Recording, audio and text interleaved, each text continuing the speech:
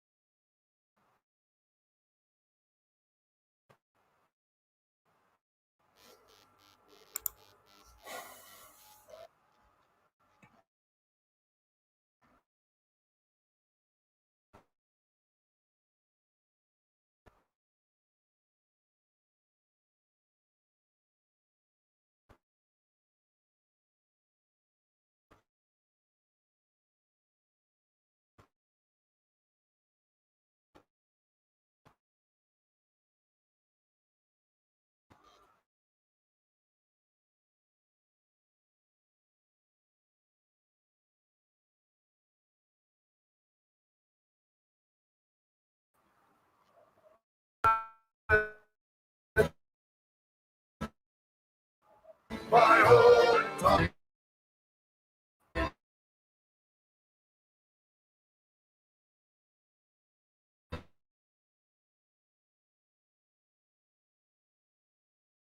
You see your mother's praise, fill full the mouth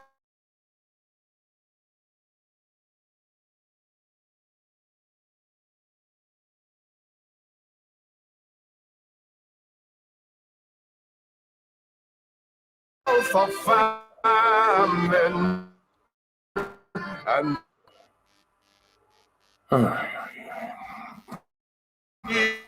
for others thought. What's love that Eden for thee? Bring all your hopes to Lord. Take up the white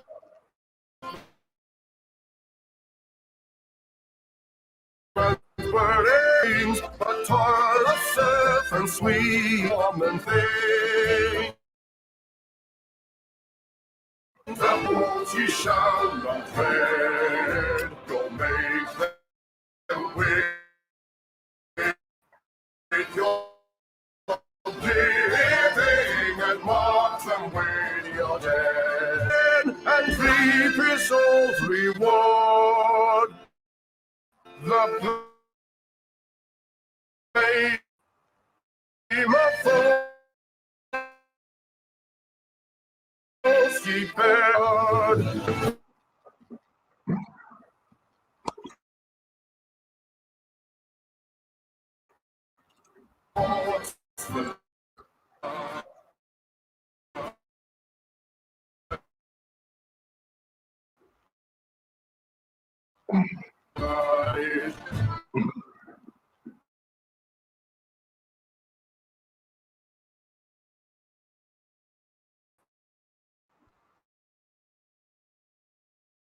Whisper, by holy leave and people shall wait on God and you.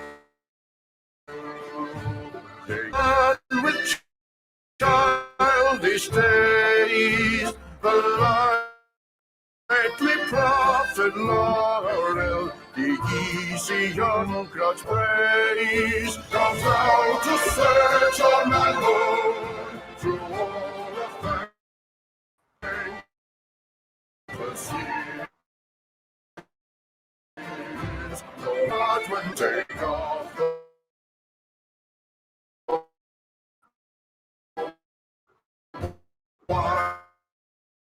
white man's brain.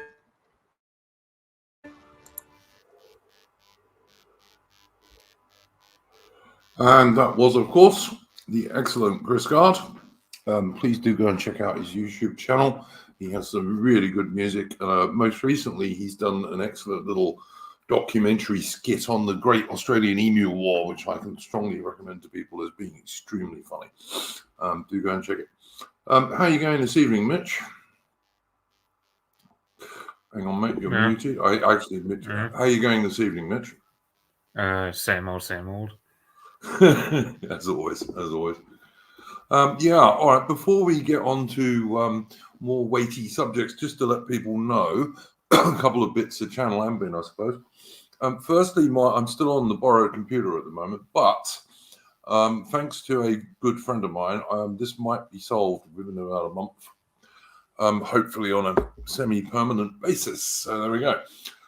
The other thing I would like to say to people in the chat, etc., is that my channel got a YouTube strike last week for a video that I did in November. A stream I did in November of 2022, and it was given a strike last week.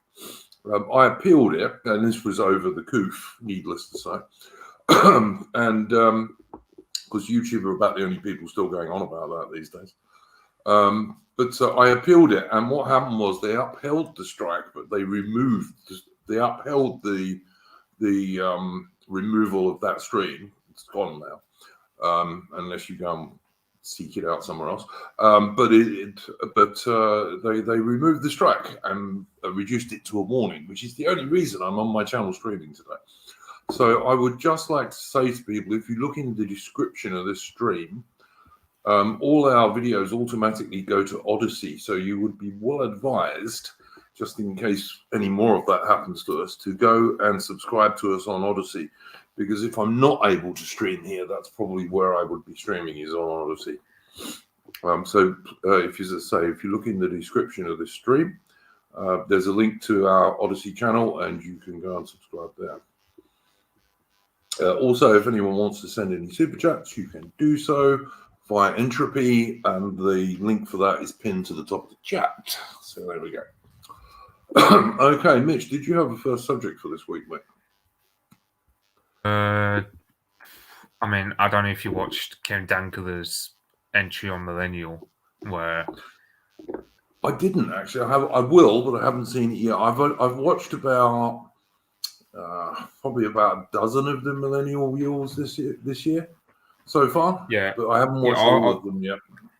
Yeah, I was just focusing on Morgoth and Ken Dankler this week. So, and I was watching Ken Dankler before the stream started, so that's why I was slightly a bit late. But yeah, I mean, I'm not going to spoil the stream too much. I'll just say, Ken Dankler's a lot more white-pilled in my generation than I am. Now, you mentioned that in the Discord, Mitch, and I wondered what you meant by that. So how would you put that?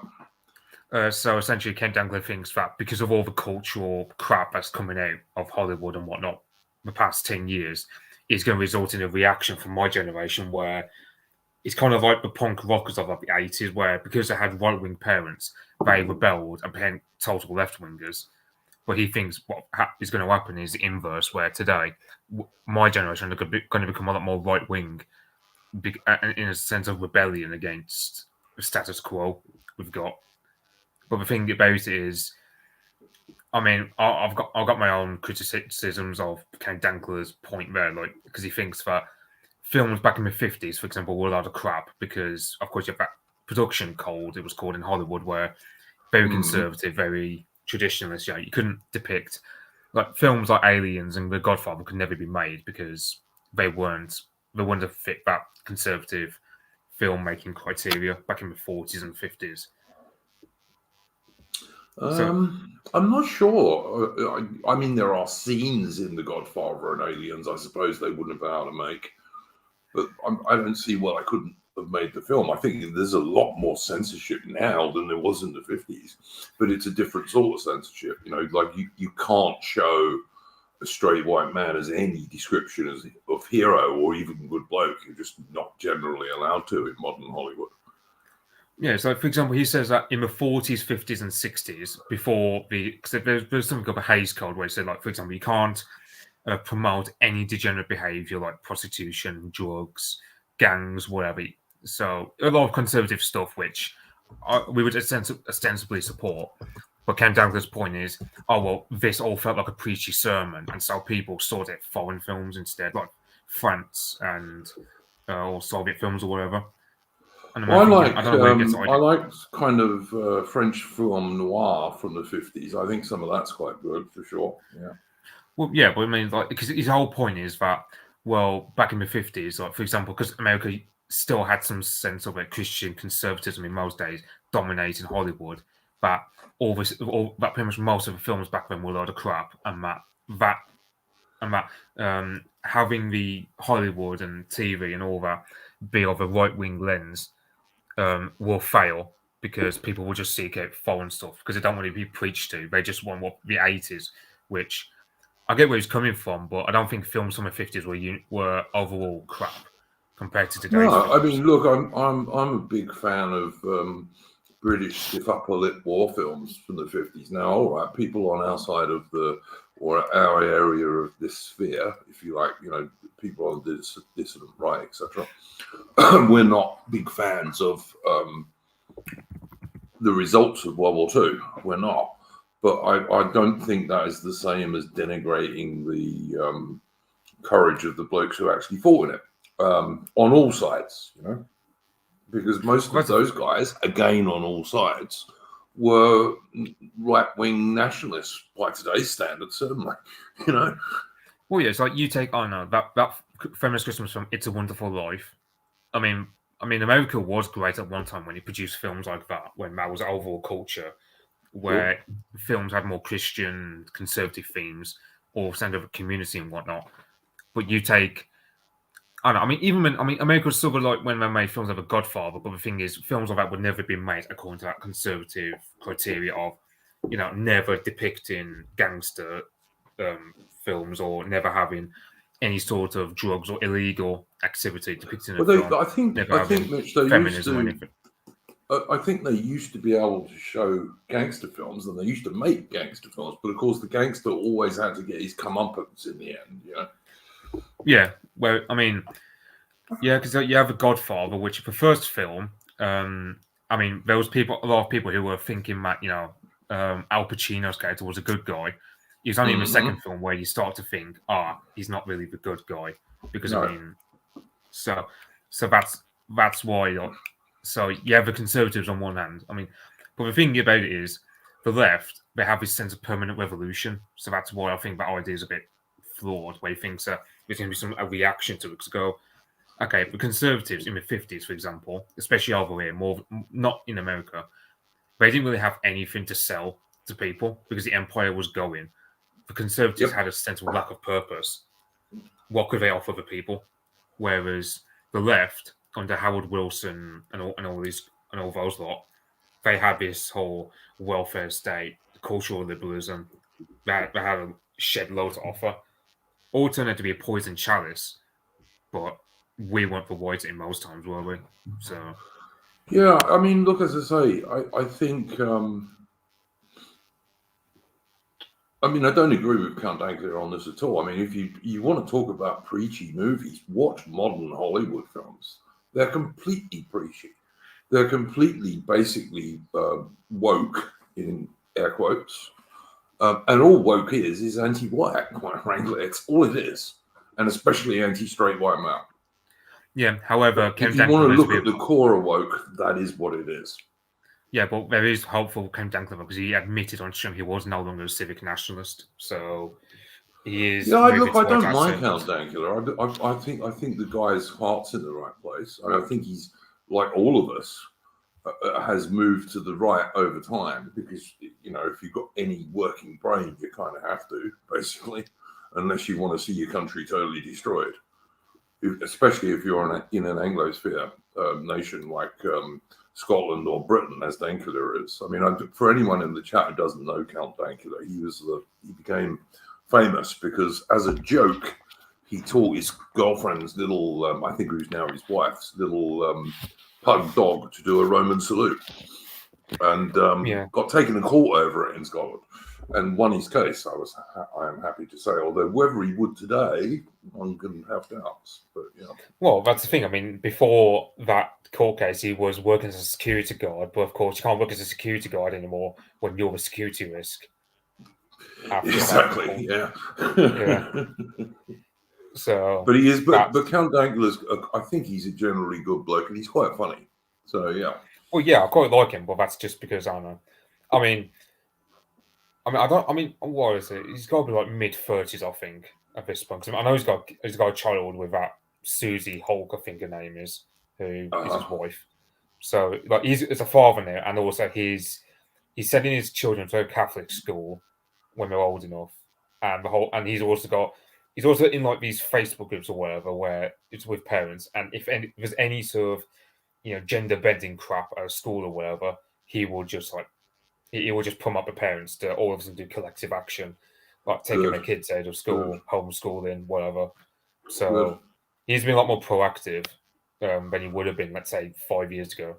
So well, I really came to know him because he was quite often on stuff that Sargon, Carl Benjamin used to put out. So that's where I got to know him a bit, and that was around the time when this whole some poor little dog being taught a trick was somehow evil and bad, and but anyway. That's the thing. I just think his whole crux about the whole base Zuma. I go, he's got more optimism about my generation than I do, because I'm thinking, I said in the Discord earlier that guys born after 2004, 2005 onward are very culturally different to me, because the culture they grew up in was all the woke shit that happened after Gamergate and whatnot. But video games turned shit just as they came to age of playing video games, and the culture they grew up with was one that was going ape shit over Trump and Brexit. So they didn't know the relative normality I knew when I was a kid in the early 2010s and late 2000s. Yeah, I noticed one of our young Scottish chaps in the Discord, who I think's kind of a similar age to you. He was saying he totally agreed with you on that. That there is this kind of generational gap. Yeah, that's the thing. Like you take the games and movies and music I grew up consuming, relatively normal. Like it was just all about good storytelling. Like you get these video games from like 2007 to 2013 where it was just all about telling a good story, and if there weren't any political messages in it, it was very very normie friendly. It wasn't preachy at all. Like you have this one game, what I can't remember what it's called, where there's a white phosphorus strike in it, and my whole thing was just depicting the brutality of war. Mm-hmm. That's not really a preaching message, but it was sort of a political message about how you shouldn't glorify war. That's kind of what video games used to do. Nowadays, you have a Battlefield game where, black female SS troopers, or we'll get female snipers in Stalingrad, and whatnot. And you just think all the time, all the time. Fuck off. I just can't. I'll be honest with you, Mitch. I can't watch most modern films. Like one of the very few modern films I watched last year and liked was The Killer with Michael Fassbender, where he plays a hitman, and that's actually quite a good film. But it was one of the very, very few that I actually watched last year, and I couldn't. Most modern films, I watched the first 10, 20 minutes. You see there's a black female lead, there's an LGBTQ or a gay lead. There certainly ain't going to be a white lead, a straight white man lead, no chance in 99% of Hollywood films now. No, and within about 15 minutes, I just said, no, I can't watch this shit, particularly if it's anything historical, which I like, because, there'll be a black dude in England in the medieval era or something, which is just ridiculous. Very, very tiny numbers. Like, the most recent film I can think of I actually liked last was The Northman by Robert Eggers. Yeah, The Northman was pretty good. I didn't mind that. I do agree with some people who said, I see what the director was trying to do, but I do think that ultimately it lacked a good end. I mean, except of course it's a kind of traditional kind of Norse tale of revenge, I guess you could put it that way. Yeah, but the thing is, like, the Norse version of morality is very different to ours. Like, for example, you have that scene where they raid a village and they burn a load of innocent people alive because they're not used as slaves. But the guy goes ape crazy over his father getting killed by his uncle. Now, Yep. in Norse mythology, like that oath breaking or kinslaying is seen as more of a crime than murdering innocents from a completely different ethnic group. Yeah, So yep, that's I saw that.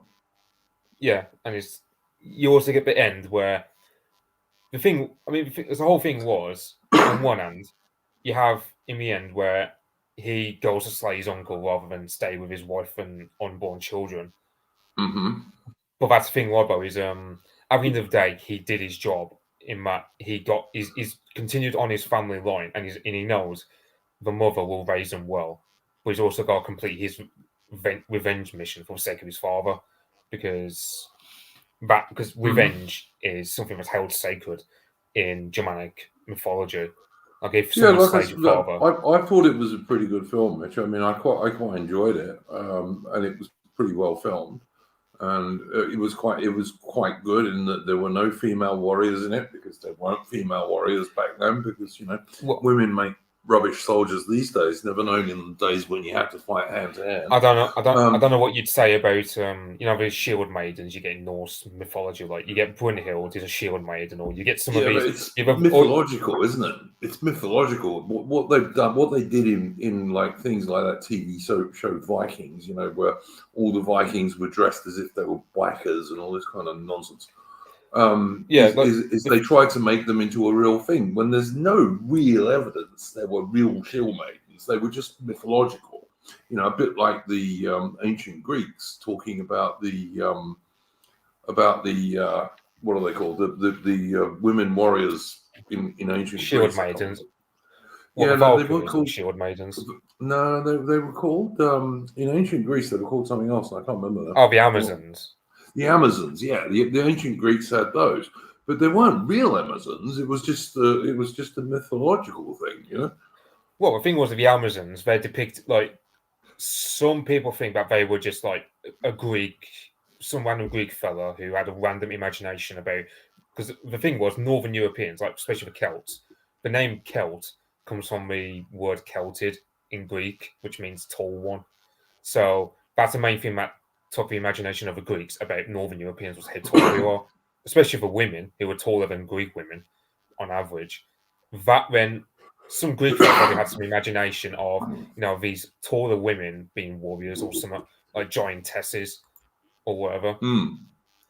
I don't think it's actually a real thing. It's just some Greek guy ran through his imagination or whatever.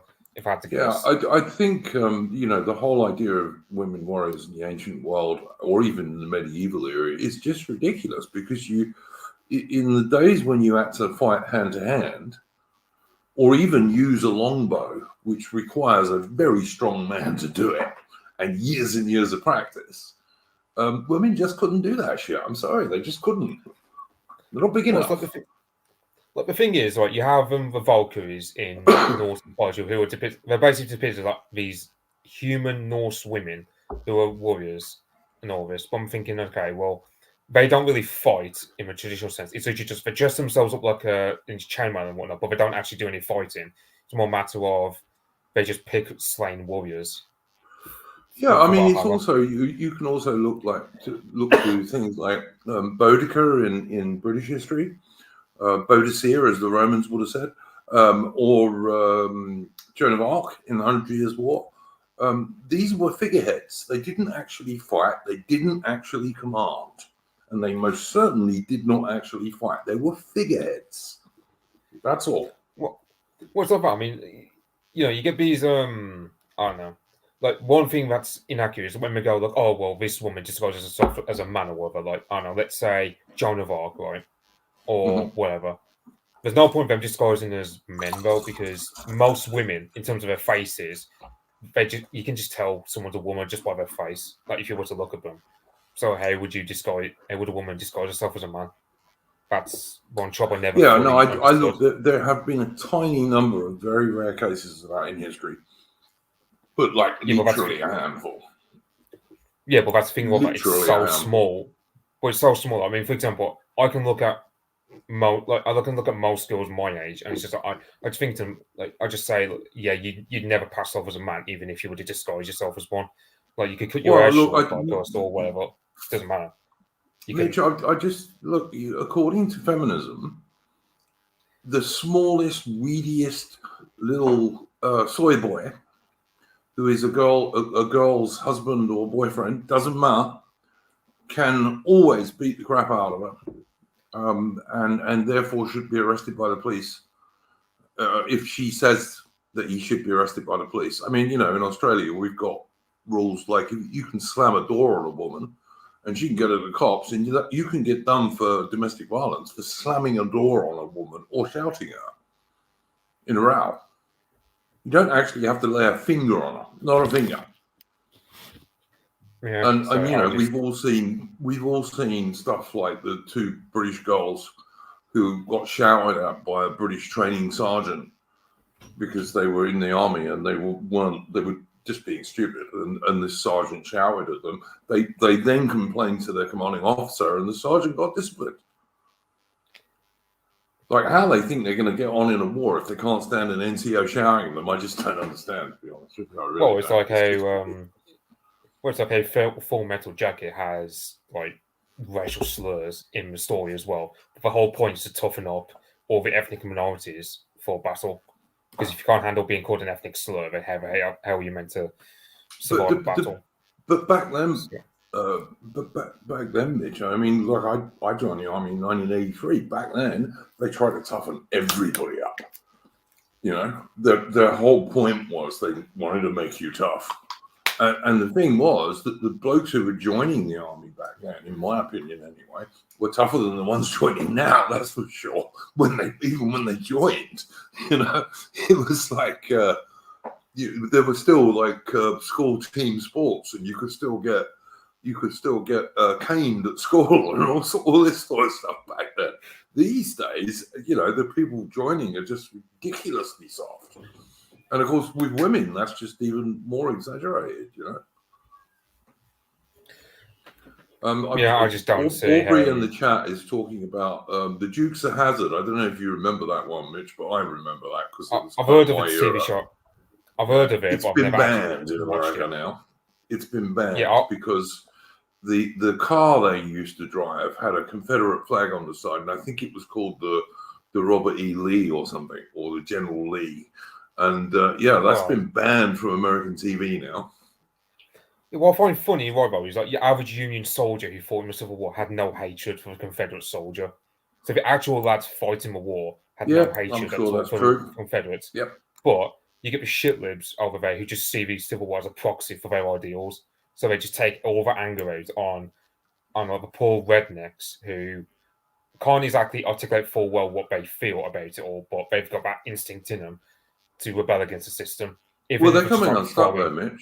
They're coming unstuck because it was those Southern boys who used to form the backbone of the American armed forces, particularly the Army, and they're not joining anymore. Most of them are not joining anymore. Yeah, that's the thing about it. You have, like, for example, Left 4 Dead 2, right? There's a redneck character in there called Ellis. Now, yeah, he was shown as being like a very stereotypical redneck. However, he didn't come across as like, some bumbling bigot or whatever. He was just a bit, well, you couldn't even say he was retarded. He was just like, he was skilled in his own way. And they didn't try to depict him as some bigot who would say the N-word every 5 minutes or whatever. But I mean, Mitch, what I'm trying to say is that, like, your Southern working class boys in America were really the backbone of the American armed forces. Yeah, that's the point, though. Is like, the thing is, Left 4 Dead 2, for example, it paid homage to, like, it still played on the redneck stereotype, but it didn't try to become full on preachy about it. So, like, even like back in those days, like, you still had some, but they still tried to have some sort of the wholesome Southern hospitality and all that. Mm-hmm. They still paid homage to that, even like 2009. Whereas compared to now, like Left 4 Dead 2 was made today, that Ellis character would just be a complete retard. He would just be depicted as some villain or whatever. because he's a white redneck from like Mississippi or wherever where he's come from.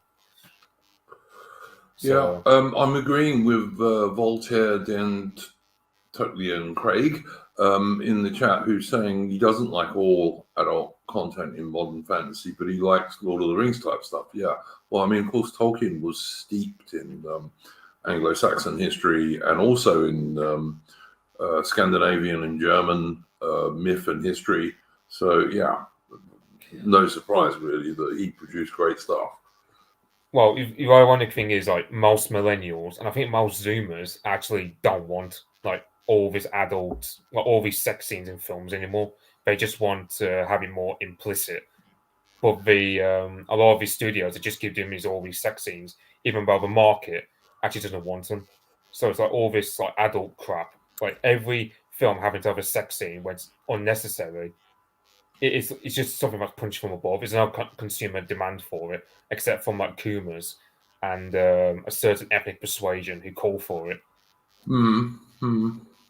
I don't know. The thing that most annoys me about modern stuff, especially if it claims to be vaguely historical, is the way that they're constantly trying to pretend that there were black people in Britain long before there really were.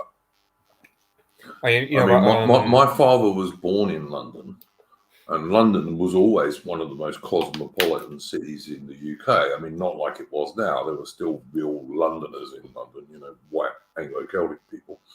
I mean, I was born there, but my dad was born in London in 1933, and he did not see a black person that he remembers in London until he came home from the army in 1953. Did not see one. Yeah, I remember once asking my granddad, what was the most foreign guy you ever knew when you were working down the coal mines back in like the 50s and 60s and 70s, 90s? And like the most foreign guy, it took him like 2 minutes to think up an answer. And like normally my granddad is as sharp as a razor, so but his answer was just, there was Paddy from Galway. That was the most foreign guy. Yeah, and Paddy, the ginger guy from Galway.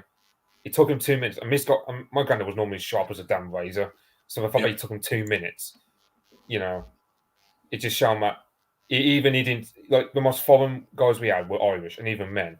To my grandfather, he didn't really see the Irish as really that foreign.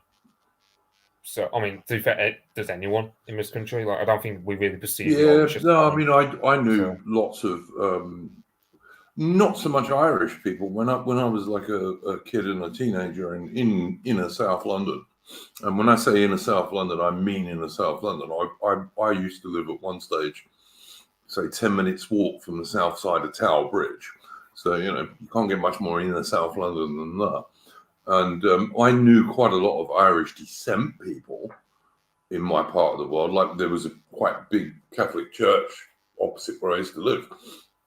And of course, the reason there was a big Catholic church there was because there was quite a large originally Irish population. But in many cases, they were like, 3 generations that they'd been in London by then, But yeah. And I didn't have any great problem. I never got in big problems with Irish people at school or anything like that. And when I was going to school, we were just starting to get. And I went to a school in Peckham, which these days is like 99% black, pretty much. But when I went to school there, it was probably 10%, maybe. In the this was primary school, so you're looking from 72 onwards, something like that. It was about 10% black then. Now, if you went to the same school, which doesn't exist anymore because it was pulled down, I believe. I don't think it exists anymore anyway. If you went there now, I would imagine it would be like 99% black, basically. Yeah, so you have I don't know. It's like you have Smethwick, which it was turning rather like it having a lot of Sikhs and whatnot to a point where in 1964 they voted a guy called Arthur Griffiths from the Tory party, who his main slogan was, "If you want an N-word for a neighbour, vote Labour." So that was it. Yeah, my granddad, when he was 22, he actually voted for that guy We have to be a little bit careful, Mitch, because as I said earlier, I got a channel strike last week, so let's be very careful what we say. But yeah. But yeah, the thing was, because that's what happened in Smethwick. But the thing was, everything this guy tried to do in terms of prioritizing actual native people there just got hamstrung by the wider Birmingham authorities and by the Labour Party, because Howard Wilson was in government at the time in the mid-60s. So yeah, nothing was ever I mean, look, Smethwick. I've got to say one thing I totally disagree with some fairly prominent figures on the so-called dissident right is that voting Labour at the next general election is a good idea. There's no point. If you think Labour are going to be better about mass immigration than the so-called, in air quotes, conservatives, who are not conservative in any way, shape or form, if you think Labour are going to be better, you're deluded. You're just deluded. Count Danko reckons that in Scotland, the SNP are going to get absolutely shredded. And it's going to be I think they might because of Hamza and all this. Yeah, for sure. Yeah, even like the Scottish nationalists, like these shit Libby, some Scottish nationalists, even Meston, if like they're just mumming themselves. You know, I don't much. I'd much rather have someone Scottish, deliver my independence for me rather than, this Hamza Yusuf. Rather than Hamza Yusuf, who wants to import Palestinians and is basically a Pakistani in a kilt. Yeah. Well, the thing is, all you have to do for Scotsman is just show him that clip of Hamza Yusuf going white. In Scotland, which is amazingly enough a white country. It's surprising, isn't it? Really? Yeah. I mean, I don't know what it would be like a white person in Pakistan, which is Hamza Yusuf's background, or Sadiq Khan in the UK, in London. It would be like going to Pakistan and a white person turning around and saying in Pakistan, this minister, Pakistani, this minister, Pakistani, this minister, Pakistan. Well, if a white person did that in Pakistan, they would be laughed out of the court. But somehow, because these brown people do it in Britain, it's all right, It's the only racism I ever see these days is basically anti-white racism, to be honest. Yeah, so it's funny how like even like these sort of shit with these Scottish nationalists, even men, like they're having some cognitive dissonance on one hand because then the SNP diehards, but they don't like Hamza Yusuf. But then Nicola Sturgeon decided to be retarded enough to quit the leadership just as she starts to get investigated for corruption because a lot of money starts disappearing. And the thing was, she was retarded because she just completely gave up in politics altogether, which made her vulnerable to getting arrested by the cops. You'd think she'd go, okay. I don't know enough about that case, mate, but yeah, I know what Scottish people have told me that she was pretty dodgy, as was the Scottish National Party. Apparently it was something like there's a caravan in her backyard that she claimed expenses for some very corrupt dealings regarding some caravan or whatever in a garden. So I don't know too much about it, but yeah, very corrupt from what I've heard. But before we move on to anything else, Mitch, I'm going to ask you about this that someone in the chat has brought up. Michael K, 19th Century Fan, says Gonzalo Lira, aka Coach Redpill, died in a Ukrainian prison, and the Biden administration did not lift a finger to save him. Look, before I let Mitch talk about this, because Mitch follows this stuff because he can speak Russian and what have you, I will say I was not a huge Gonzalo Lira fan, and I think he was very foolish not to leave Ukraine when the war started, when he could have. But on the other hand, I also don't think he deserved to die in a Ukrainian prison. I think of pneumonia, apparently, is what I've heard, but I don't know if that's true. Some people in the chat are saying he was tortured to death. Possible. I don't know. I know that Ukraine's one of the most corrupt nations in the world. I certainly wouldn't trust them not to have deliberately killed him, but they certainly weren't giving him proper medical care or what have you.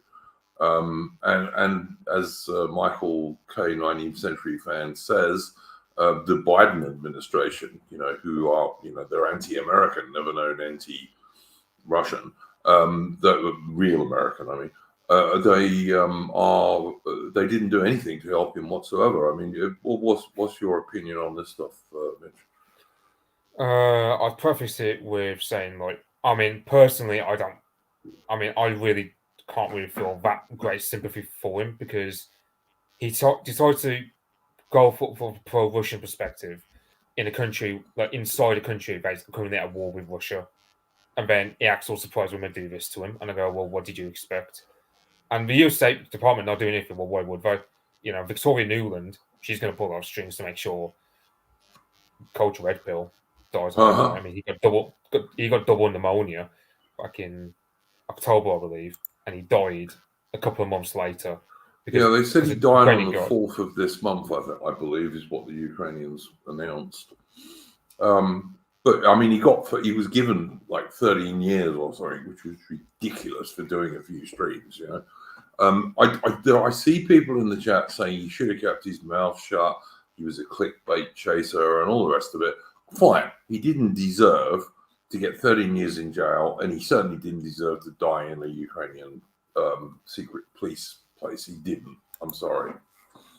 You know, Ukraine is a horrible. Ukraine is a really horrible country. I'm sorry, it really is. Well, I mean, I'm agreeing more with Tim of Arminius in this when he says, look, like, he shot his mouth off in the country which he was being hostile against the government, which he didn't like the government of. I don't see why he should be surprised that he ended up dying in a Ukrainian prison because Ukraine, at the end of the day, we all know what Ukraine's like. He knew what Ukraine was like, but he's acting all surprised that he got dragged off SBU. I don't think he took it seriously enough, Mitch. I don't think he took this war. Yeah, it's that Latin machismo about him. You know, if you've got tens of thousands of people on both sides dying and being wounded and maimed, I don't think he took it seriously enough. If he'd have had the slightest brain, he would have followed because he did get his wife and kids away, to give him his due, but he would have followed them. And he could have been in Russian territory and he could still be doing his podcast today and he would have had no problems. And he actually could have been even been quite neutral in Russia and he probably wouldn't have had any problems.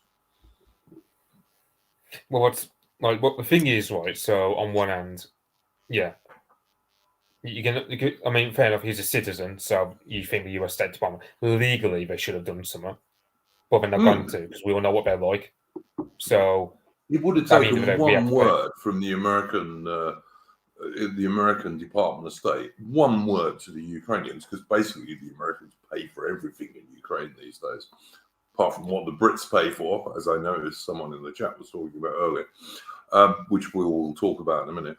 But basically, America pays for nearly everything in Ukraine. One word from the American State Department, and the Ukrainians would have let Lira go immediately. Yeah, and it's like you take that basketball player that traded for Victor Boot. The LGBTQ person, you mean? Yeah, there's no way that basketball player is actually a woman because I mean, there's actually video evidence showing that thing actually looking more like a bloke other than a woman. That Brittany Griner, that thing's called. There's no way that thing is actually a woman.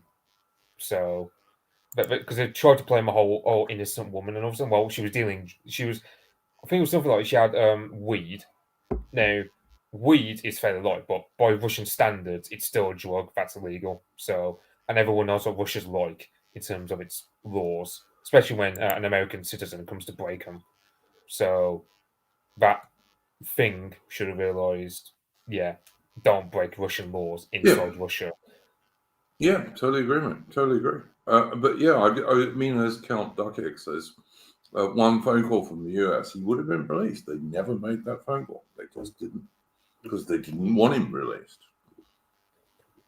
Like the thing, because that's the thing. I mean, on one hand, can you really blame Ukraine for locking them up? Well, because at the end of the day, he was shooting his mouth off, trying to. Oh look! Don't get me wrong. If I think the man was foolish, I really do. He was an idiot. But if Ukraine had any sense, which of course they don't, they would have just expelled him.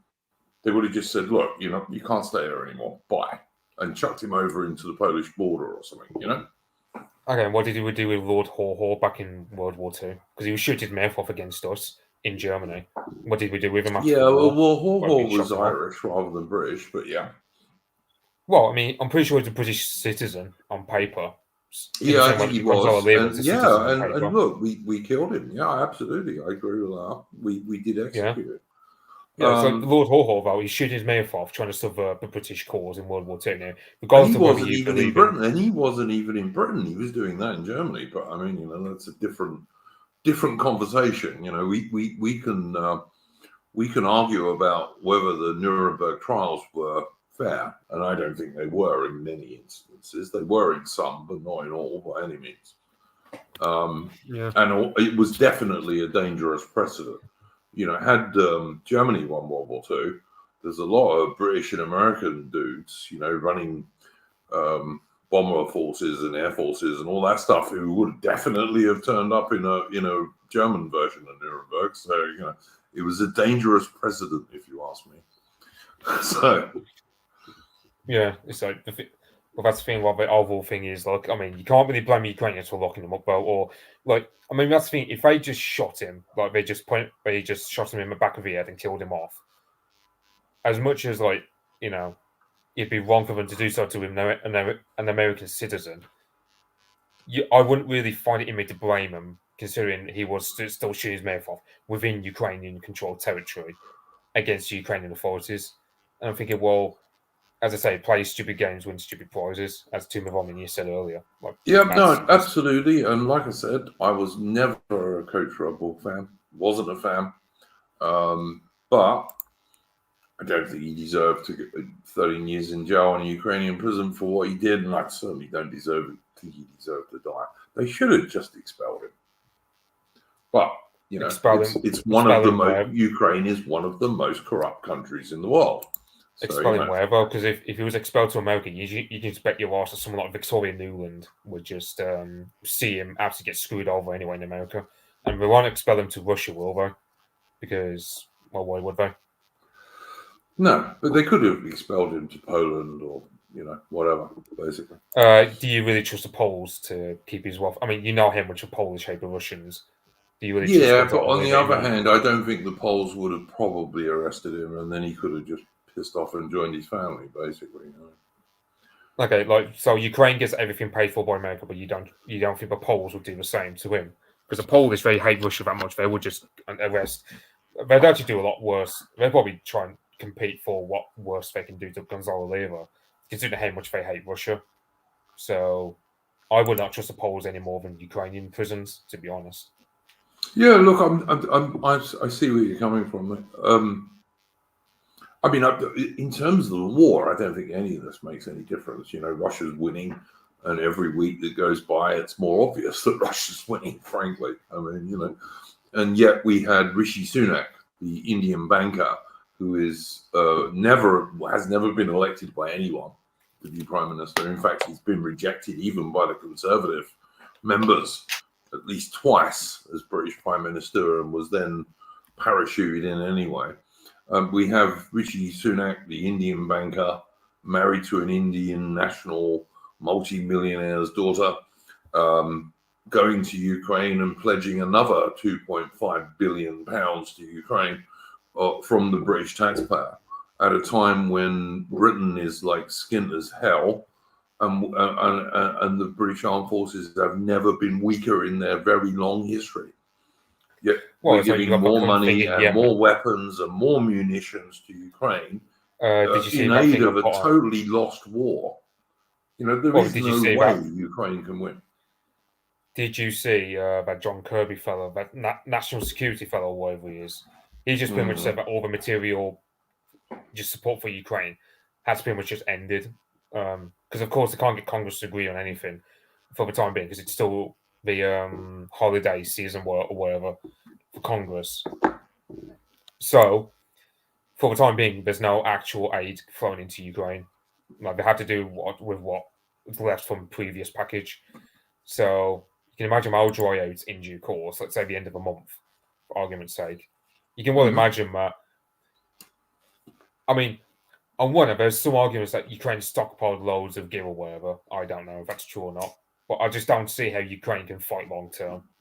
Like, I don't think in No, 3 years, they in can't. 3 years' They're, time. they're running out of men. They're running out of weapons, and they're running out of ammunition, especially for their artillery. This is just fact.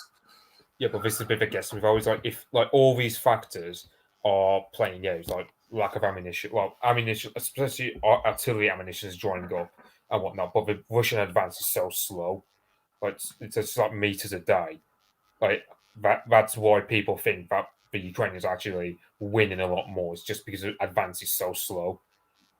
Yeah, but there's also still there's so much propaganda around Mitch, and some of it is ridiculous. I mean, someone on the Discord earlier today or yesterday was saying he was arguing with someone who tried to say that Russia has had 1.5 million dead in this war. You know, okay, so and to put that into perspective, the whole of Britain and the Old Commonwealth, so Britain, Canada, Australia, New Zealand, and back then South Africa, all of those countries in the whole of World War One had just under 1 million dead from 1914 to 1918. The idea that Russia has had anything even slightly approaching that is ridiculous.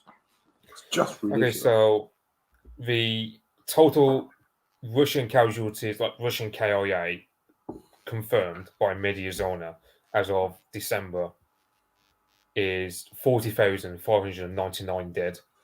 So 40,000 plus change Russian dead. Yep. Now, if there's 1.5 million dead, how come Mediazona haven't found more cases? Because you can't hide over that's 1 million deaths like that. That's a huge number for what is, although it's a big time war, it's not like anything like World War II or World War One. Well, it's quite an intense war. Yeah, it is. It's a high intensity war for sure, but it's on a relatively limited front compared to World War One or World War Two. And of course, these days there's much better body armor and medical treatment and all the rest of it than anyone had in World War One, for example. Far better.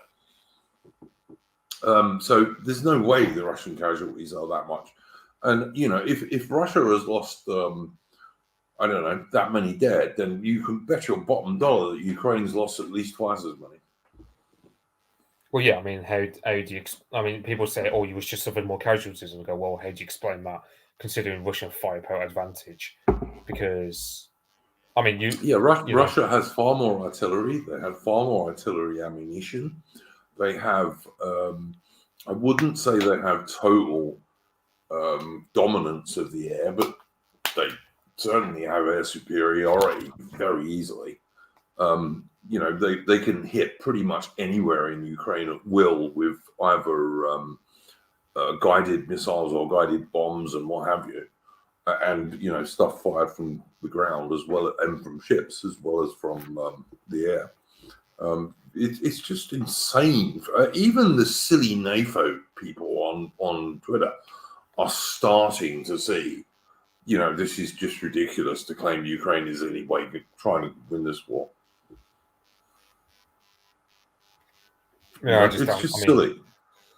Well, you get what was it? The New York Times, I think it was.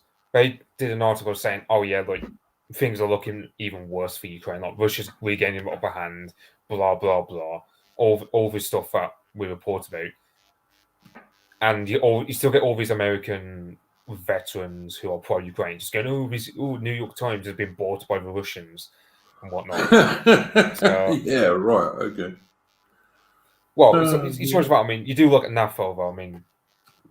There's a guy there called I don't know his at, but he's called Dave or David. He's a complete mental nutcase. Like he's claiming that the Ukrainians are dozens of reserved divisions and all this, and the Russians are severely blooded and all this. Yeah, right. Complete nutcase of a man. No one takes him seriously except 15-year-old hoi 4 nerds who've never seen a real war.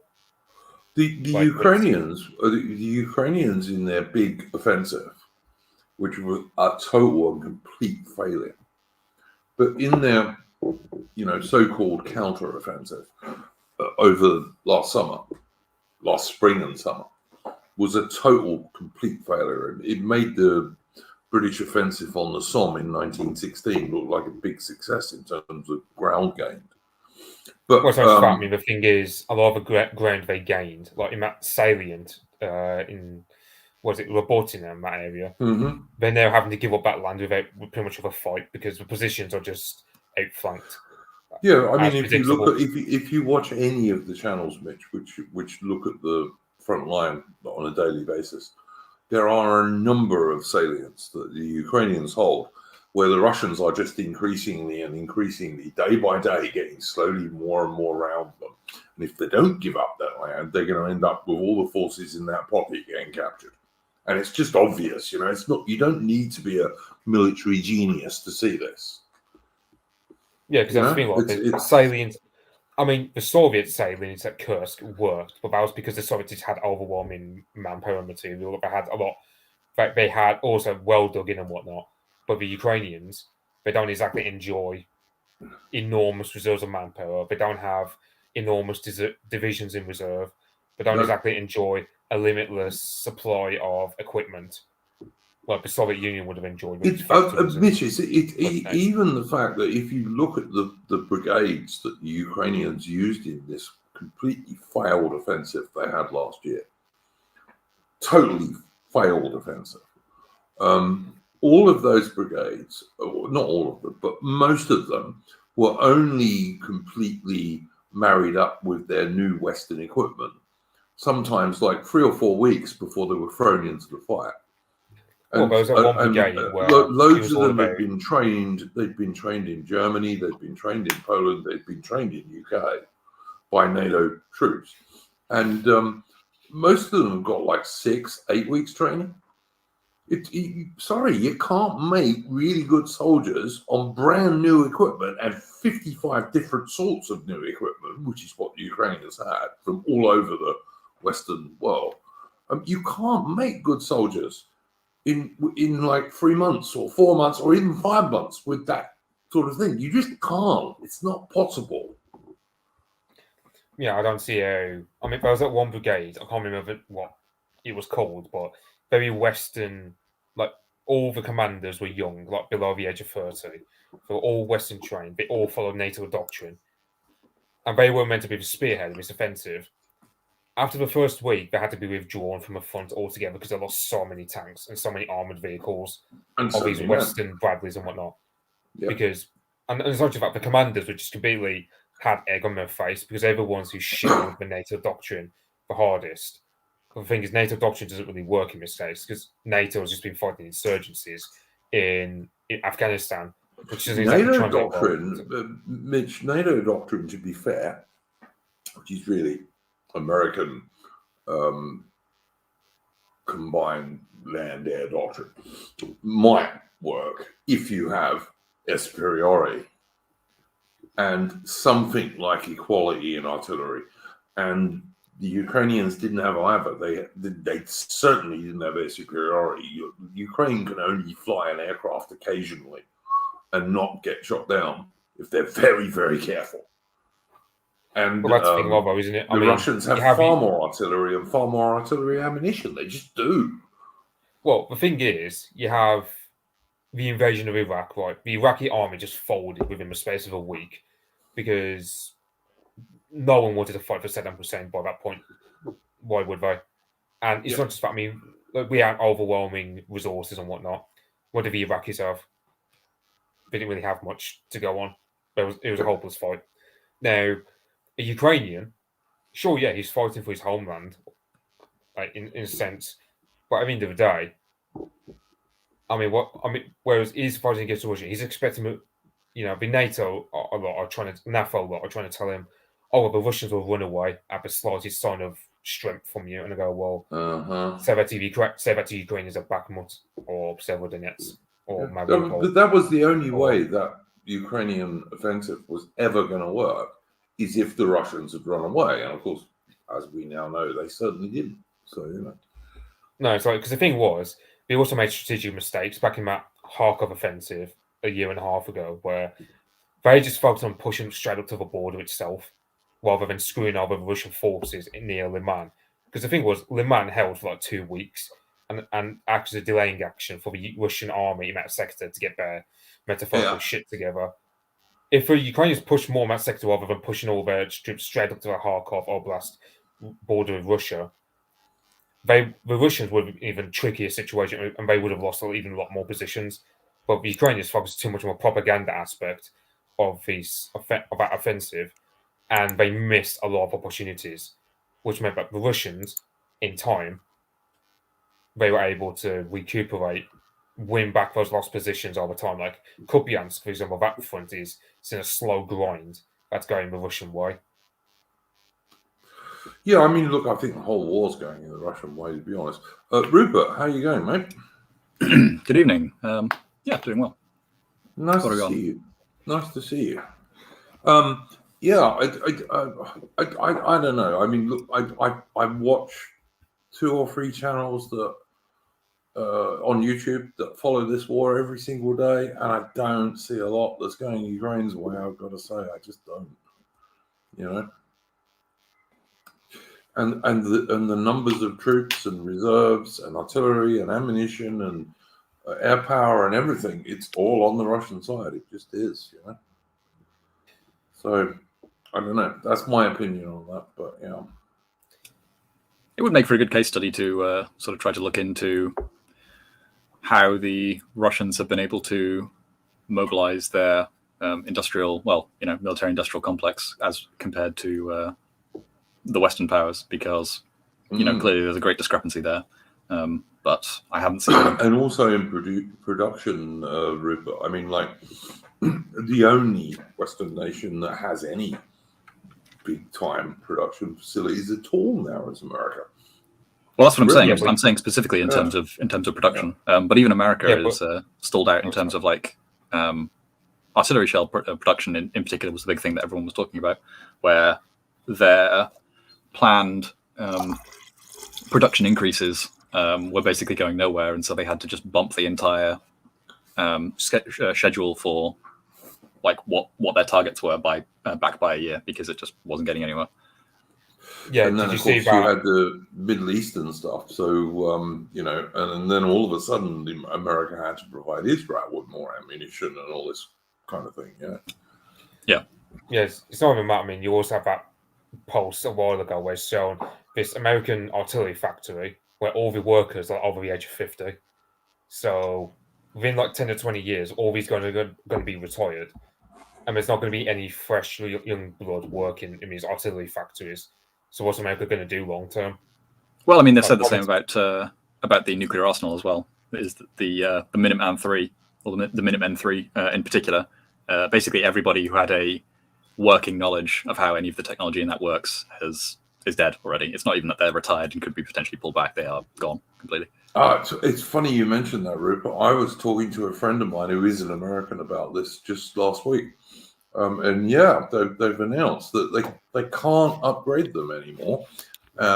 Many of the drawings apparently have been lost. They're not around anymore, and they just don't have people who can do that. So all of those missiles, and I think it's like 300 or 400 missiles, they all need to be replaced now. Yeah, I mean, and they haven't cost an arm and a leg, of course. Yeah, and they haven't been tested either, so they can't even be sure that just so never mind a modernization, they couldn't be sure that as is that they work. Whereas I believe Russia's back into actively testing nuclear weapons. Yeah, I don't know. It's to me that I don't see any way Ukraine can win this war. I really don't, unless there is a coup in Russia and Putin is deposed, which doesn't seem very likely to me because he seems quite popular in Russia. I just don't see any. It's no way it's possible for Ukraine to win. And so, Britain signing the security agreement, which was very weird. It's got all sorts of clauses in it which mean that Britain certainly doesn't have to do anything now while they're fighting Russia, which is just as well from Britain's point of view, given we have almost no army these days. The British army these days is frankly a joke in terms of size. I'm sure that the British Army Special Forces are good, like the SAS. The Paras are good. Much else apart from that, I am by no means sure these days, mate. And I would have put not in terms of size, but I would have put the British Army unit for unit right up there at the top. When I joined the army in 1983, I would have put the British Army unit for unit, ordinary British infantry battalions. I would have said were as good as anyone else in the world. I'm not sure that's true anymore. Really not. Yeah, it's like, I mean, you got Michael Kay in shows going, why does Ukraine never have its own artillery shell production? Well, because any such factory would just get bombed straight away. Yeah, those That's are the main Exactly. reason. The Russians would take it out. Yeah, if they can find it, the Russians will take it out. It's like there's a And they can. there's a big tank factory in Kharkov, that big T-64 tank that got striked sharpish, either in the early stage of war or by Surovikin. Either way, Ukrainians can't make and repair any of their T-64s anytime soon without depending on Bulgaria or Romania or whatever. Even the repair workshops that they have domestically do get missile striked as well. 100%, 100%. River. Like I said, I just think we're backing a loser. And watching Indian banker Sunak over there last week, turning around and saying, "Oh yeah, Britain's going to give you a few air defense missiles and a few more long range stuff and huge amounts of British taxpayers' money," when Britain has no money because Britain's enormously in debt these days. And the British Armed Forces have never been weaker in like 500 years, basically. It's smaller and weaker. To me, it's just painfully vile watching this Indian dude who isn't even British, as far as I'm concerned, going over to Ukraine and saying, "Yeah, carry on with the gay American empire stuff, and we'll give you $2.5 billion of British pounds, which Britain doesn't have herself, and if she did, she should spend on her own armed forces, not on Ukraine's." But, there we go. And this in the same week, of course, when British warships are having to fire hugely expensive missiles to shoot down Houthi drones, which cost a fraction of that cost. This is what I was just going to say, is that we are the one power that's decided to back America seriously in the strikes on the Houthis in Yemen, alongside the security guarantees that we provided Ukraine and the money. And I can't see any sign of us actually getting anything back out of it, because surely there must have been some kind of trade that we do that for America, and while America can't provide the resources to do that themselves for domestic political reasons, and they still need the help in the Red Sea, or at least they need a bit more confidence in the Red Sea. So what are we actually getting out of any of it? The Type 45s are a very good air defense destroyer when they don't have an engine problem, which was a thing from the Tony Blair government, and when they put in a cheaper auxiliary engine, but it's very expensive to replace because you have to make a big hole in the hull and then replace these engines with better ones, and that's very expensive. And I think only one of the 6, the Royal Navy wanted 18 of these ships. Eventually, Blair's government cut the Royal Navy down to 12 and then 9, and in the end they ended up with 6. And as far as I'm aware, only one of the 6 ships has actually had this engine thing done. And what it means is, in hot water particularly, like in the Gulf or in the Pacific or somewhere where the water's warm, these ships can just suddenly break down. And when they do, of course, their armaments still work, but they can't move, which is kind of a bad thing for a warship. But they are pretty good ships. The Americans like them, and they like them near their task groups because they are very good air defense destroyers. But what you've got to realize when you're watching a Royal Navy Type 45 destroyer firing a missile at a Houthi drone, the drone costs 10, at most 20% as much as the missiles that the British warship is firing at that Houthi drone. And Britain has very few stocks of these missiles. Very few. So, And I've seen people on DR saying, "Oh well, I totally don't support the strikes against the Houthis and all the rest of it." I don't either, really, because Britain's got more serious problems than this. Although on the other hand, a lot of British trade does go through the Red Sea and up through the Suez Canal. It does, and I'm not one of these dudes. So I have very serious problems with the British government at the moment, headed by Indian banker Sunak.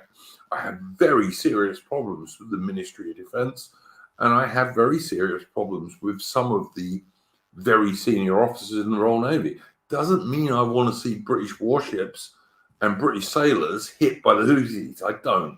I'm sorry, I just don't. They're still Brits as far as I'm concerned, or at least most of them are. So yeah. Well, like I said, what are we even getting out of it? So I mean, it would be one thing if we were doing that in return for putting our own troops in harm's way and at our own expense and everything. If we were backing up, if we were getting some kind of favor out of it, but as is, we're just helping to prop up American sea power and American maritime dominance for what? Yeah, exactly. So we can continue to have our policy dictated to us by America. What does Britain get for that? Yeah, what do we get from that? Not a lot, as far as I'm aware. Steve in the chat says, notice the RN carriers aren't in the Red Sea. Look, Steve, what you got to realize about the RN carriers is that there are only 2 of them. And we only have in UK 47 F-35Bs. We had 48, but one of them was destroyed because the RAF don't know how to run aircraft on warships in the Mediterranean, and they forgot to remove a cover, and it crashed into the ocean, and fortunately the pilot survived. The first Fleet Air Arm Squadron, who actually do understand how to work at sea, only stood up a couple of months ago, months and months later than it should have done. The Queen Elizabeth class carriers can carry 36 F-35Bs each, plus helicopters. But Britain's only got 47 of these aircraft. And the RAF don't like operating on warships. They don't. They never have. They don't want to now. Also worth noting that the F-35 has some pretty severe problems operating from aircraft carriers. So to my knowledge, the US aren't even using them on their aircraft carriers either. They're defaulting to other aircraft because at least they have the option to, whereas I don't think we do anymore. No, so we don't. So in that sense, there's no point in sending carriers at all.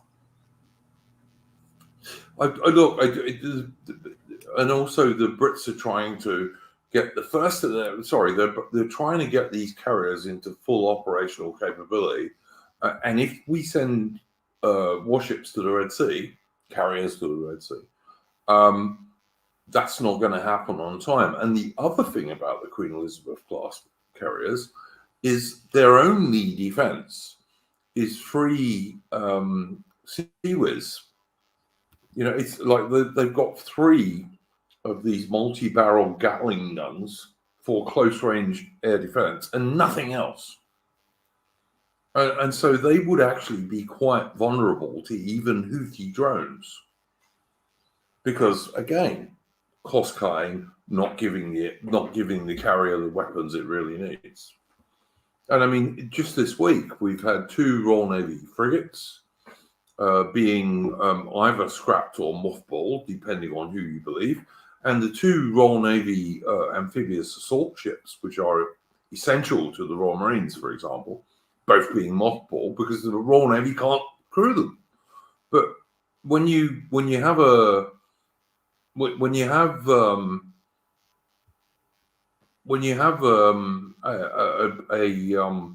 Navy, which all it goes on about all the time is feminism, diversity in inverted commas, and LGBTQ stuff, are they really surprised they can't recruit young Brit guys to join the Royal Navy?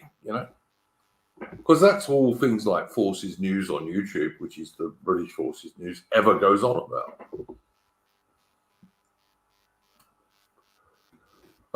So Garnet, I don't know if that's true, what you're saying there, mate. Hang on, let me put it up here.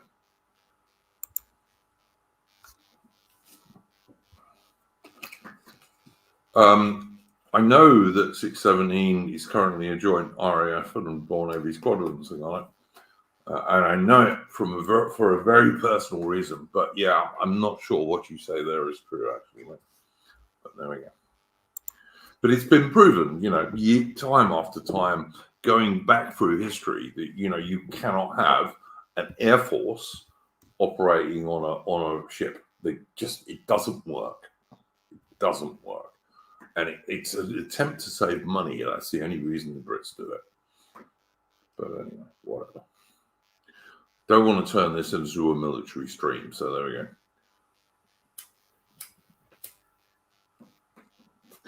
Rupert, did you have a particular subject that you wanted to bring up at all? Nothing in particular, no.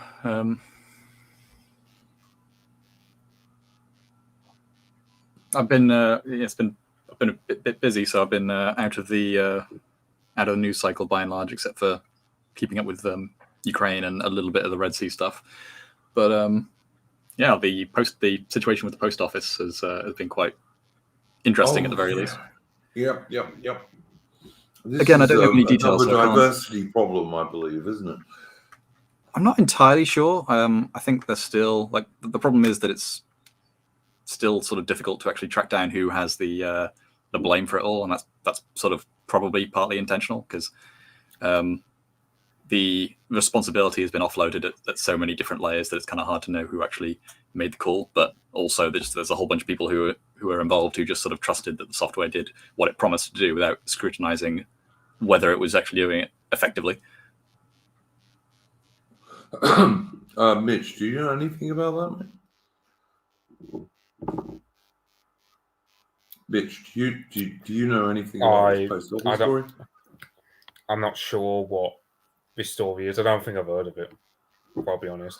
Okay, all I've noticed is that there are a lot of diverse elements of the post office, shall we say, who are trying to say that they're being blamed for this.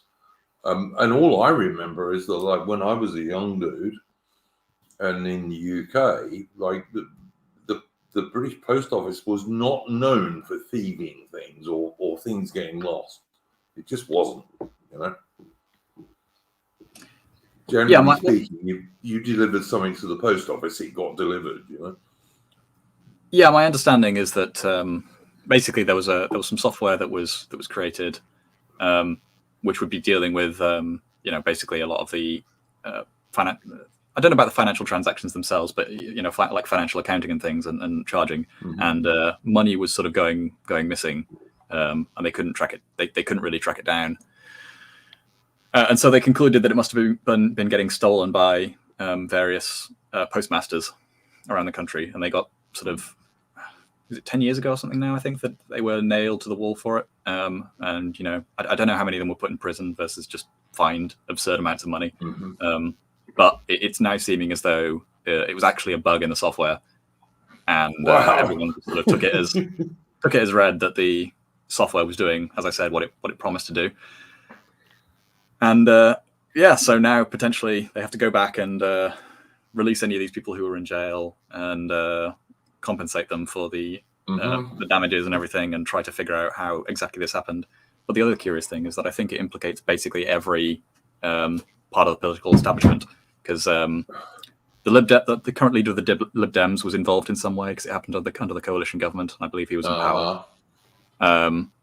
The Conservatives obviously also in power at the time. I don't know how many of the cabinet, the current cabinet had actually any direct connection to it. I don't remember, but Keir Starmer was also personally involved in some way as well.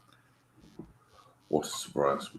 So Saint Starmer, as some people in the DR would have us believe he is, but yeah, I don't know. I've said before, Rupert, that I don't understand some people on the DR, some fairly prominent people on the DR, telling people to go and vote Labour in the next election. I mean, it's just ridiculous. They will not be better than the so-called, in air quotes, conservatives in terms of mass immigration. They won't. They never have been. Why would that suddenly change? Well, the thing is, I mean, one of the certain people, he's just. I feel like one of the certain people who's saying vote Labour is just contrarian about it. He's just doing it. I don't know. He's doing like a Richard Spencer moment, or it feels like. Well, but he's also got a record of voting Labour and voting anti-Brexit and all the rest of it. So yeah. Well, yeah, it's just I don't know. It's just like that guy. I mean, he does come across as a bit effeminate in some of his behaviour, in terms of being very childish, throwing his toys at the pram when he gets. I don't know. Let's say a certain Irishman he doesn't like. He'll just throw a pad whenever that guy gets invited onto other platforms and so on. I see what you did there, man. I see what you did there. He throws a paddy.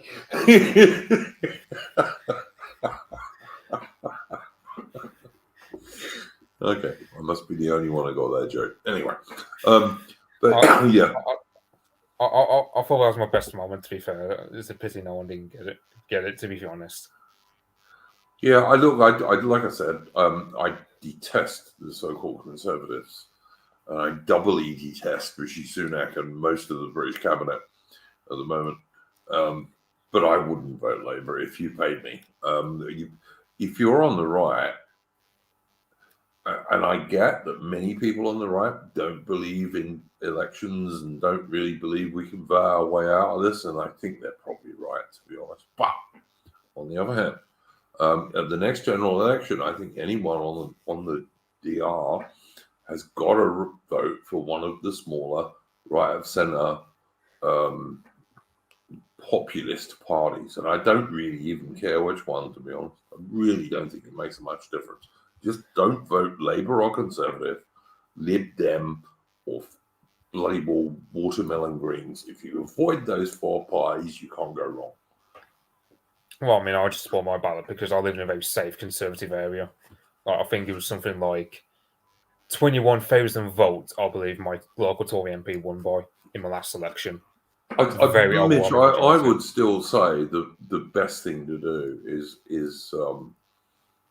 to at least vote for whatever of the smaller right of centre populist parties. Well, in the last election, there was nothing in your area. Well, there was nothing in my local election. It was literally just Tories, Labour, and Greens on Lib Dems. Yeah, then I would have sport my ballot. Then I would have just sport my ballot for sure. Yeah, I just vote a load of I just wrote a load of vulgarity on it and just tossed it in there because I just thought. Yeah, don't blame me. In that particular case, I don't blame you, but I really feel the local elections, I voted Reform. Fair enough, because I thought there's no one else. So. Yeah, look, I got my problems with Tice, I really do, but I'd rather vote for them than Conservatives or Labour, for sure. I mean, I don't really see much difference between Reform and the Tories at this point. I mean, Richard Tice, he just talks about taxes all day long and regulations. No, I don't disagree. I don't disagree, man. I don't disagree. Yeah. I just want... I just don't think voting Labour or Conservative or Lib Dems or Greens is any good to any of us who can see our country being destroyed, you know? Well, thing is, like, I mean, you look up a certain Austrian painter's party when said Austrian painter was locked up in prison. He put a guy in charge of a party during his time in prison who was completely incompetent. Like, he was like a good ideologue, like this Alfred Rosenberg fella, but he wasn't a good leader. And he did that as a means of making sure no one challenged him because a terrible leader and whatnot. I have a feeling that's what Farage did with Reform. He just put Tice in charge because he knew Tice has got no charisma and looks like a low-grade bank clerk. So I might as well put him in charge. Yeah, listen, my deal with Farage is that will he come back before the next general election? If he doesn't, I'm going to lose all the faith on him, and I don't have a lot even now, to be honest. I mean, Count Dankler, he blames Farage for the fall of UKIP, which, to be fair, was true. Like, the thing was, I don't know. I mean, on one hand, like Farage, how he dealt with Batten, because Batten was a decent fella, even though, to be fair, I don't think Batten had a long-term future. Because for one, he's getting on a bit, but also he didn't really have a lot of charisma when he did speeches.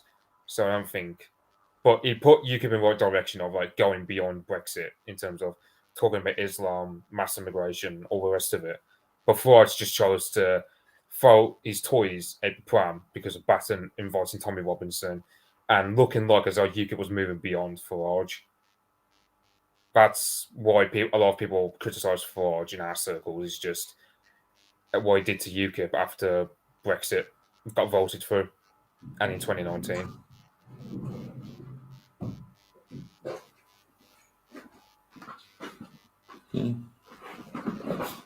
So I really gone. I mean, I don't know if that I'm a Celebrity appearance he did, though, will soften my opinion of the public towards him. Because you can imagine no one can really hate him anymore because he's such a public guy who went on. Like, they actually know that, for example, he can skin a fish, for example. Like, he can do stuff like that. I'm wondering if that's just softened me. Sorry, Mitch, who are you talking about? Farage, when he was on I'm a Celebrity. Oh, yeah.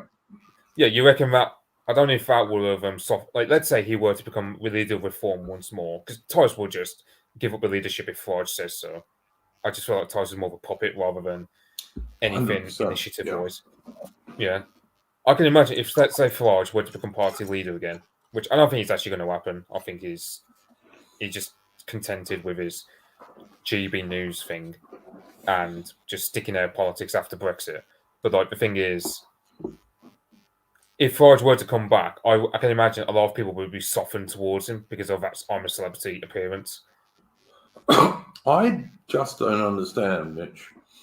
And I also would ask Rupert his view on this. I don't understand Farage because he knows if he came back, or he must know surely, that if he came back and they put him in the right seat, he's absolutely going to become an MP. Right?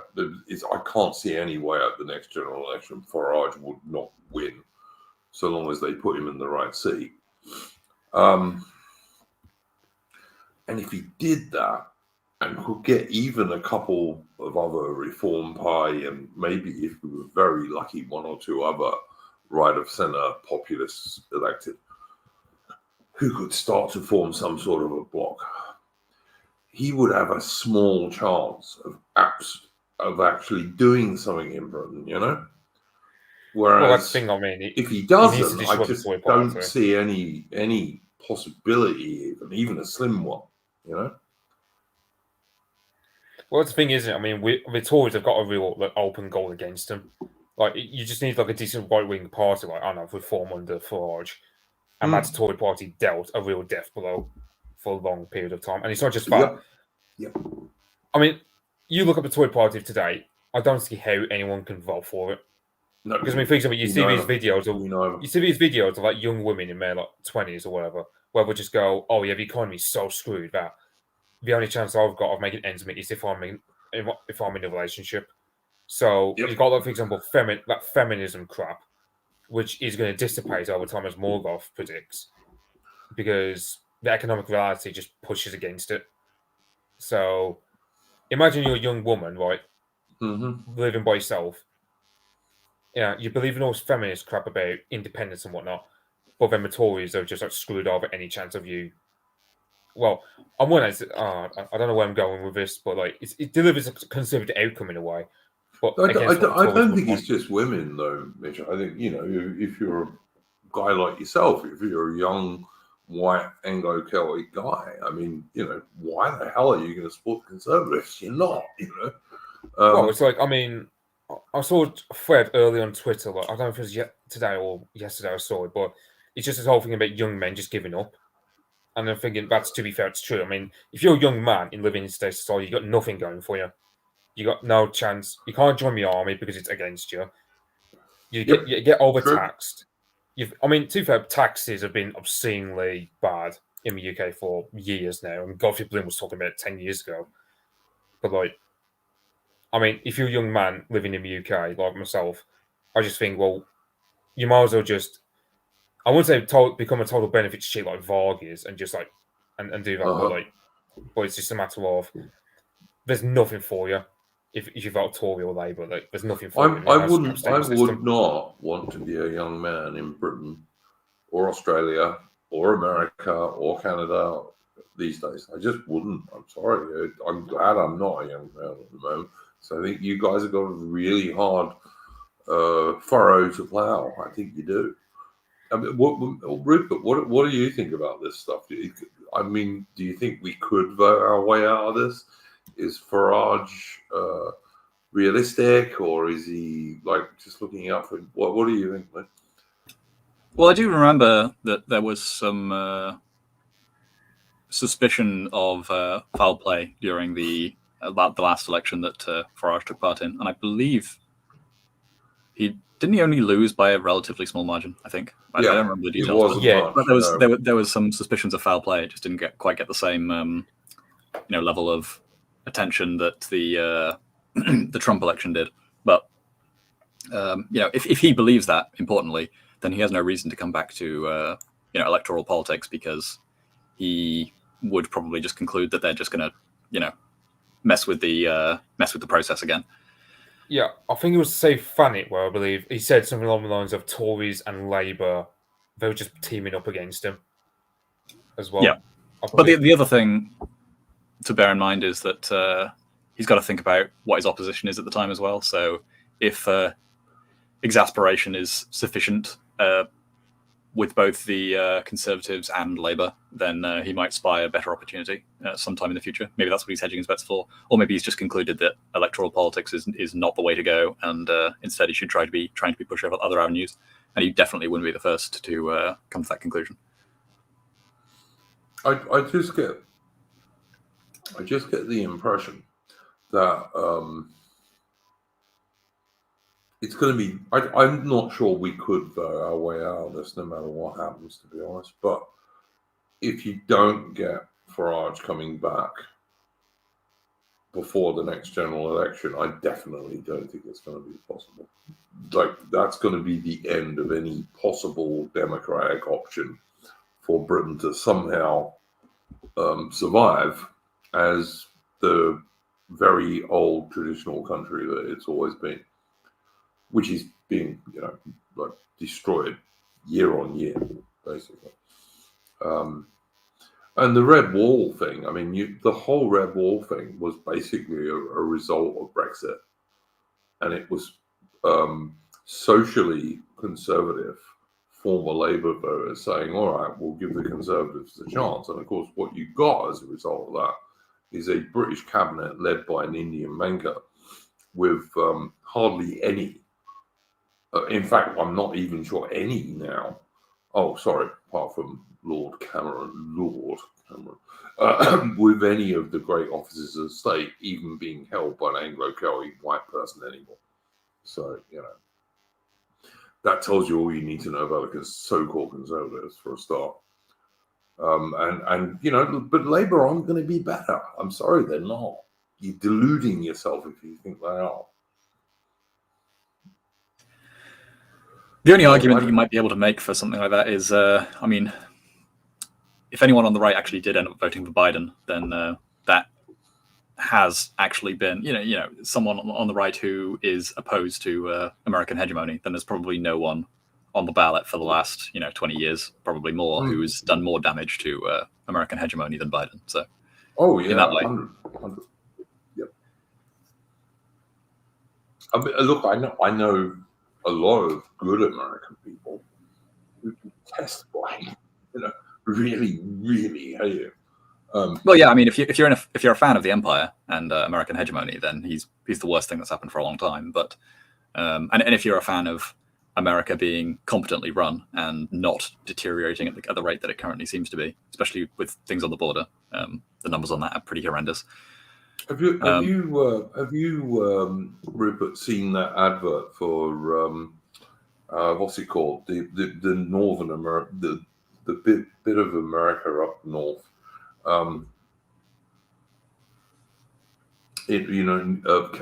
North of Canada, there's a bit of America which they bought off the Russians in the 19th century.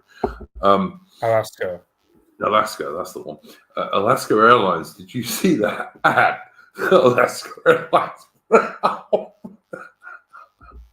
No, remember what Morgoth said, though. Remember, when that window comes out and you're nearly getting sucked into the void, you just got to remember your prayers, diversity. It's what DEI stand for now? Diversity, something, and inclusivity. Yep. Equity and equity and inclusion, or inclusivity. Just put your hands together like you're praying towards God when you say just pray for the DEI. As you get sucked into the void midair. And that was because they hadn't tightened the bolts up. Yeah, I know. On that section. That plane, right? The windows were done by a company in Kansas, which is celebrating the fact that half the engineers at least are women. And they didn't tighten the bolts up. So this poor, must have shat himself, dude or woman, was sitting next to this when the whole thing went. And if they hadn't had the seatbelt on, he would have been sucked out and dead from 35,000 feet. Yeah. It's not even that. I mean, there was also there was a woman holding a baby, and she had to hold the baby really tight. Otherwise, the baby would have got sucked out into the void as well. Because the engineering firm that was responsible for welding on those windows, they'd rather celebrate how many women they've got working for them rather than actually be competent in Kansas. Which I don't know. I reckon this is gonna backfire on these dudes. But I know Alaska Airlines put out this video where they've got a gay black guy and a gay white guy dancing around, going gay, gay, gay, and being really gay. I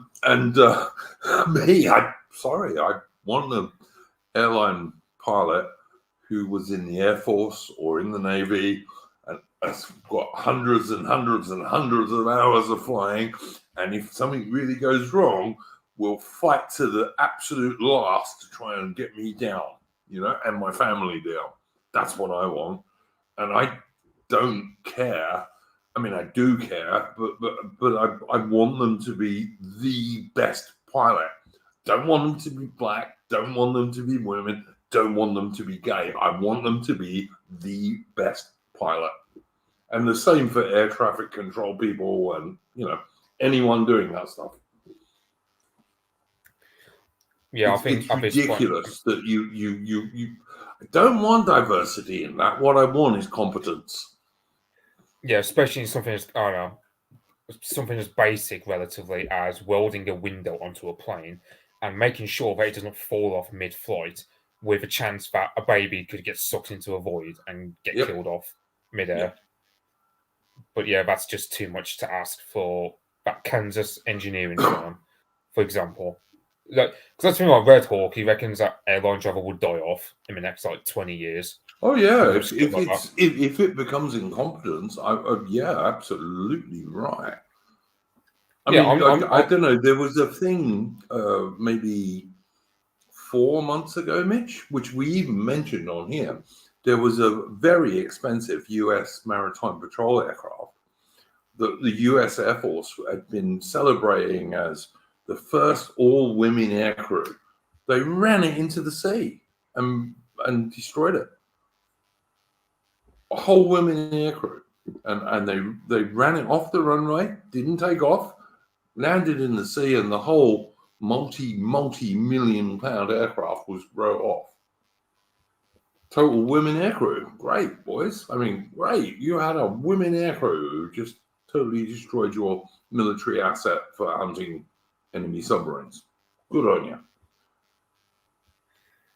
Yeah, I just think, you reckon it's true what Orwin McIntyre says about how they would never put the woke away, they've gone too far, and they're just going to let this sort of, all these airplanes getting bad windows, all these female pilots in the Air Force, all the rest of it is just going to continue on and on? Or do you reckon we're going to try and put in a box as much as possible, put the genie back in the bottle as best we can? Well, first of all, to Steve in the chat, it wasn't an Orion. It was a Poseidon. It was the new one.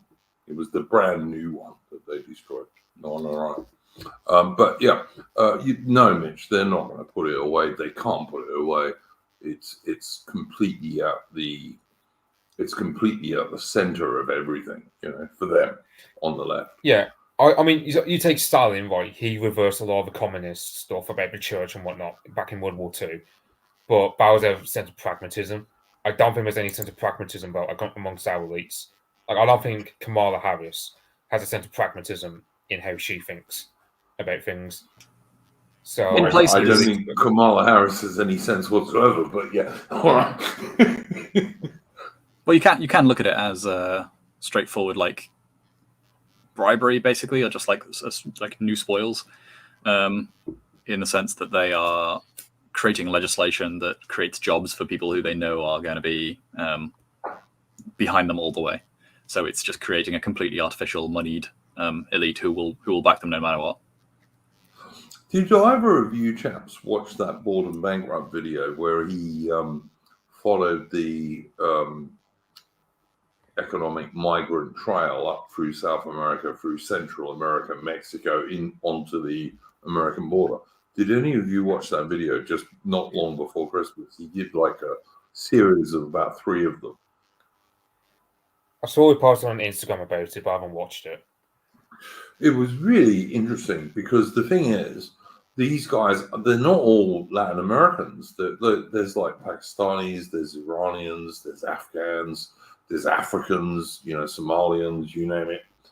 And somehow they all make it to South America. I mean, how some dirt poor Somalian makes it from Somalia to Central America and then follows this route up is like fairly beyond me, but they do. There's even a few Chinese people and what have you. And of course, the American southern border at the moment is completely open. And Biden's administration is trying to legally ban Texas from defending their southern border. And of course, Texas is already minority white. Well, have you heard about Texas in terms of what they gave? I think it's like the Texas state, like Texas National Guard, I believe, or something like that. They've actually barred the border agents from from interfering, because the Texas Guard, I believe, or something like that, or state gendarmes or whatever they're called, are chucking it with migrants. The border guards are told by Biden, "Oh, stop this from happening," but the Texans have just went, "No, bugger off. We're doing it anyway." I don't know what you make of that. Also, the border guard union is in support of the governor's actions. Yeah, absolutely. I think that's what Mitch is talking about. But my main point is. But the thing is, it's a legal. I think it's a legal requirement for American states to defend their borders. They kind of have to. But yet Biden is trying to overrule, Biden and the Democrats are trying to overrule that. So, it's just ridiculous. Well, it's not even, I'm more focused on, this is a kind of a symptom of how bad America is, where you've got states now disobeying the federal government. Like, they're starting to actually go toe-to-toe against the federal government on issues of migration or whatever. Do you think this is like a precursor to America falling apart? Because, America nearly fell apart back in 1861. And you got Texas now, who are going against the federal government in regards to the migrant issue. I don't know if Texas is going to see a Democrat majority anytime in the next election, given how bad mass migration is there. And we're not talking about illegal, but rather legal immigration. Well, as Steve says in the chat, and I saw something about this several things about this on Twitter over the last week. Like, what they're doing in many Democrat areas is they're closing schools and like using them to house illegal immigrants, basically. So what happens to the children in terms of their schooling? Do they just have to get homeschooled or like online or whatever? I don't know. Maybe they like overcrowd them in other schools. I'm not sure. I'm not an American, so I don't know. But it's crazy. It's just insane to do this. Yeah, so I'm trying to think what collective action you could do in, like, let's say because for example, there's a hotel not far from where we live. There's a high-rise hotel which dominates the landscape. You can't miss it. Where they're housing loads of migrants. Whenever I go into town near me, I will just see loads of these migrant gangs just walking around. What you mean, the types that don't like sexually assault 13-year-olds? Yeah. Now, we're talking these absolute these doctors and engineers, like they are completely enriching our country. Yeah. And you watch these old age pensioners in care homes where they're being looked after by third world people, and these people are so stupid the third world people. So they put up videos on TikTok and what have you of them abusing the often gaga old white person they're looking after. I mean, you know. Yeah, it's stuff like that where it makes me think. Where, for example, I'm never going to put my mother in a care home. Like, that's certainly one thing I'll never do. Yeah. I mean, you get my brothers who are more normy, so I'll be the only one who has got his light brain switched on enough, but he knows, okay, don't enable stuff like this, but also, like, I don't know where I'm going with this, but you know, it's just I'm you know, you get this. I just think we're committing suicide, Mitch. I mean, although we're not, because you know, you, I, and Rupert and other people don't agree with us at all. But you know what they're trying to do in Britain, of course, and also increasingly in other countries, including Australia, it has to be said, is they're trying to shut down any of us speaking about this stuff. You know, they want to make it illegal to say anything about this stuff. Well, the thing is, I mean, Ken Dankler, for one, he reckons that hate crime prosecutions are going to speed up after the Labour government gets into power. Oh, 100. Yeah, 100. Yeah. Then there's that, but then there's also, well, it's like you get, for example, the care one was being so crap. I mean, personally, I believe the extended family unit is a lot better than a nuclear family because, I mean, you know, that's the way it used to be in the Victorian period where you'd have grandmothers who would take care of the children while mother and father were working in the factories. Yeah, for sure. I'm just hoping that all this care home crap, it just persuades at least people on our side to really embrace an extended family model where you keep your grandparents around to help you take care of the children, let's say, for example, or whatever, rather than condemning said elderly to care homes full of non-whites who will just abuse them. So yeah, I remember my father saying to me when I was even in my 20s, my dad used to say to me and my younger brother, I've got a younger brother who's almost 3 years younger than me, and he used to say to us, like, never put me in an old people's home. It's the only thing I say to you, never do it. And to be fair, we never did. So, you know, I think any kids who do that to their parents, unless they are totally gaga, at least, really, they're not doing their parents any favors at all. Well, you see these shitlibs on Twitter who. So this one guy, he was complaining about his father or mother getting abused by these non-whites in like a care home. He's complaining about, like, and someone just went to him, why don't you take care of your own family? Why don't you take care of them yourself? And the guy just went, no, I'm not doing that. So he'd rather have like his elderly flesh and blood just get abused in a care home rather than take care of said mother. I can't remember if it was mother or father, but he'd rather have them just get abused rather than take care of the way it used to work. The way it used to work is that, you know, your parents would bring you up as a helpless little baby, and you know, they would help you as much as they could get on in life, which often, if you were a working class guy, wasn't that much, but they could do some things, you know, and they could get you interested in reading and all this kind of stuff. And then when their kids had children, the grandparents would help, as you say, rightly, you know, they would help look after those children on occasion when the parents were working and what have you, and that used to be, like, you know, the same way of families going on, and so that when the grandparents got elderly, the grandchildren and the children kind of thought, well, yeah, we kind of owe these people, so we should look after them. That was always the way it went on, initially, anyway. And it still is to some degree in like third world countries, but in the West, it's, oh no, like, you send them to an old people's home where we can let them all die of the coof or whatever, But yeah, although I don't want to go on about that because I did get a channel strike last week. So, but anyway, yeah, I'm sorry, I just don't understand. If they're your family, you need to stick together. You just do. This is quite interesting, and I'm sure this is right. And it might even be on the low side. But Michael K, 19th century fan, is the price of an African being smuggled in the US is around $10,000.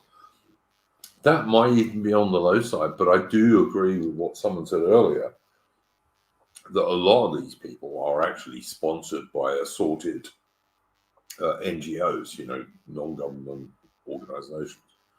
So, yeah. Well, Rupert, what's your view on what we're talking about at the moment? One interesting thing I was hearing about recently is that I believe it was in the Soviet Union, pensions were only implemented, and government provision of the elderly was only implemented once I think it was after the war, after the Great Patriotic War, when so many of the young had been killed, and the fertility rate had already dropped so much, so the subsequent generation was already smaller. So, in that frame, it does kind of imply that it's a situation that's basically just downstream of demographic issues and fertility issues. I.e., if you were to turn that around, then obviously it becomes a much lesser strain on everyone in the family to take care of the elderly, because split between 6 siblings, it's not as much of a pressure, even just financially, if you were going to support them purely financially, compared to if only one grandchild, theoretically has to take care of 4 different grandparents. Yeah. No, that makes sense. That does make sense. I do see that for sure. Well, I'm happy to see we've still got 32 viewers, so that's pretty cool. But yeah, I don't know. I just think we're in such a mess in Western countries, Anglosphere countries. I don't know. Like I said, I'd look at people like Nigel Farage, and Farage, when he left UKIP, recommended, what was his name, Henry Bolton, who was awful. So I don't know what was going on there. And he left so quickly. If that had been me, I would have thought, okay, I've done half my job. Now I need to turn UKIP into the main right-wing party in UK. And Farage didn't do that, which puzzles me a great deal. It really does. If I'd have been Farage, and I'm certainly not, I don't have his charisma and, any of that stuff. But if I'd have been him, I would have thought to myself, okay, so I've done Brexit, we've won. Because Farage was undoubtedly, I wouldn't say he was by no means the only person, but he was one of the main people who did that. And instead of saying, okay, I've halfway saved Britain now because I've got her out of the EU, he didn't then turn around and said, now I'm going to do the other half. He just left and recommended the biggest twat in history to be his replacement. I don't understand that, I just don't understand what he's thinking was there. And he's never addressed it, as far as I know, since then. Like, Henry Bolton was bloody awful, So I don't know. Any thoughts on that, guys? No, nothing really much on my part to add. Mitch, any thoughts? No, I don't know if you remember Henry Bolton, who was an ex-British Army and got immediately into trouble. Because his girlfriend said something about Meghan Markle. It got big stink in the press, and Henry Bolton, for some reason, he decided to amplify this absolute shitstorm rather than nip it in the bud. So it was just, it felt like it was a controlled demolition of UKIP. It was like Henry Bolton. That's what it looked like to me. It was like Henry Bolton was just there. It's like Henry Bolton was just put there to destroy UKIP. Because the thing was, Farage, he probably there was some conspiratorially minded who reckon that Nigel Farage, he foresaw the betrayal with Brexit, and he wanted to come back, but he didn't want to do it with UKIP, who he saw as too restrictive on him. So he just waited for someone like Catherine, what's her name, who created the Brexit Party, later Reform, and he could just rule it as his own personal fiefdom rather than having to deal with an NEC. Yeah, I know he hated the UKIP National Executive Committee, and they were pretty bad, I have to say, from everything I found out about them. But Bob Bolton, was this dude in his, I don't know, he was about late 40s, early 50s, I don't know. And he had this chicky babe who was like, I don't know, 30, who was his girlfriend. And he just totally got destroyed because of that. And frankly, I mean, if you can get a girl of age, and when you're of age, great. I don't give a shit, to be honest. But he was a married bloke who left his missus, so that ain't gonna work, is it? It's not rocket science. So yeah, I don't know. And then Farage has had a long time to come back, and he still hasn't. He threatens it from time to time, but is he just doing this to increase his social media audience, or does he really mean it? I just don't know. I just don't know anymore.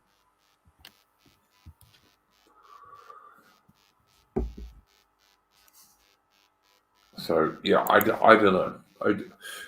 I think the next general election is Britain's very, very last chance to have maybe a 10-to-1 chance against of voting our way out of this shit. If we don't take this next general election, and by that I mean the so-called conservatives, in air quotes, and Labour are unified. They're the same party, really. There's very, very minor differences between them. And the Lib Dems and the Greens are also part of that. It's like, the mainstream Republicans and the Democrats in the US, they're unified. In Australia, the so-called Liberals and the Labour Party, they're unified. There's the differences are tiny. They're all neoliberal globalists unifies, all of them, in all three countries. And Canada has the same problem. France does, pretty much. But yeah, and New Zealand certainly does. But this is our very, very last chance of having even a tiny, slim chance of voting our way out of this. If Labour just walks the next election and the Conservatives get largely destroyed, but none of the smaller right-of-centre parties get anywhere, we don't even end up with half a dozen MPs from those parties, Britain is done in terms of any sort of democratic solution. It's just done. In my humble opinion, anyway. But I don't know what you guys think.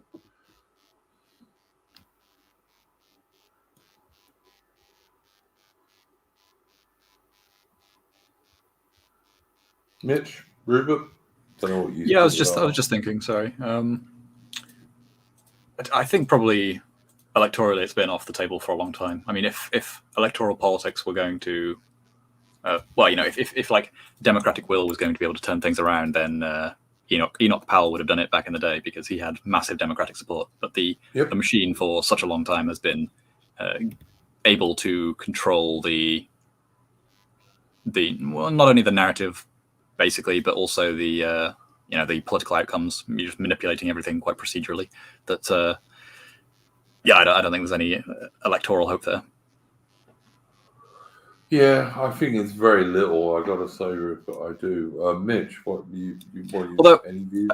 I should say the only thing I can imagine is the situation in continental Europe becomes much more sane, let's say, and in the gravitational pull of that kind of movement and that kind of normalization, it becomes something that is, more acceptable, and the way that the dialogue and everything is restricted at the moment is loosened up a little bit by the fact that results are demonstrated on the ground, and certain things that are currently considered inconceivable are, back on the table. I think to a very slight extent that's already happening, because people are able to talk more openly about certain policies that probably even a few years ago were considered much more verboten. But yeah. You got the AFD, where they've got that Rene Springer fella who's talking about, because he's an MP in the German parliament, I believe, who he's talking about just mass deportations in Germany. Well, that's open talk within the AFD. That's what I'm talking about, remigration and that kind of idea. I think we need to change that term. I think we need to talk about mass re-immigration. I really do. When I hear that word, I just have a completely different image to what the word actually means. So I think it just throw people off, to be honest, rather than do mass re-immigration. Right? Mass re-immigration, to my mind. Pakistanis, West Indians, Africans, they can re-immigrate back to where they came from. Okay, when I hear that word, though, I just think it's more, they just come back. But that's just what the word always gives meaning to me for some reason. Because remember that re-suffix, that re-prefix, because that means it's not the word redo. I mean, redo just means to do something again.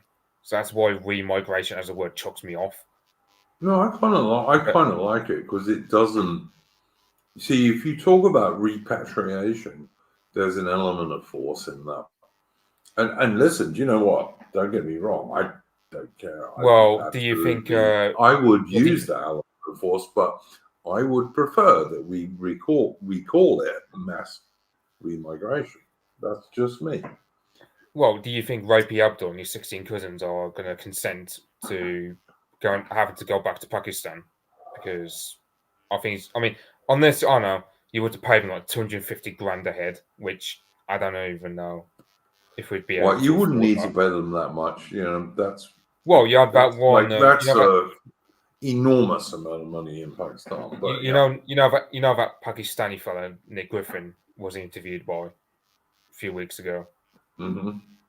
That guy said if he were to be remigrated, as you say, he would have to have his family be paid 250 grand per head. Well, you wouldn't get that, but I mean, that's what he said. Some of it, Mitch, some of it is like for words matter. This is why. Our regimes in the Anglosphere try and stop us talking about anything. All right, so words do matter, and I would just say, these people migrated over here, and all we want them to do is re-migrate back to where they came from, basically. Yeah, but I don't see what I mean, because to me, right, when you say the word re-migrate, it just seems like you're verbally capitulating to like having to be nice. No. I'm not saying it's voluntary. I'm saying they need to re-migrate. Yeah, but when you say re-migrate, the word re-migration, it just comes across as too cushy, too nice. Because I think to an extent that's the point. It makes it seem more voluntary. Yeah, exactly. Whereas if you're gonna sell it, then you have to potentially to the for the lefties not to just jump on it as some kind of like the next coming of totalitarian pick a buzzword rule. We're not all the stars, man. Exactly. Yeah. You have to make it something that you can talk about as though there are different options on the table. Maybe we just give them a little bit of money for them to go home and never return. That's an option that's on the table that's comes under that umbrella. Unlike repatriation, perhaps, which implies a little bit more force involved. Which totally agree. Rupert, I think you're totally right, mate. Like I said, I mean, I'm more than happy for this re-migration thing to have you go back to your country of origin, whether it be yours or your parents. We'll give you 25,000 quid, maybe even 50,000 quid. Go, no problem. it's peanuts compared to what we're giving to Ukraine. So yeah, we can afford that. And that's a lot of money for Pakistanis and Somalians and what have you. So yeah, but remigration, we want these people to voluntarily go. Would that eventually not be voluntary?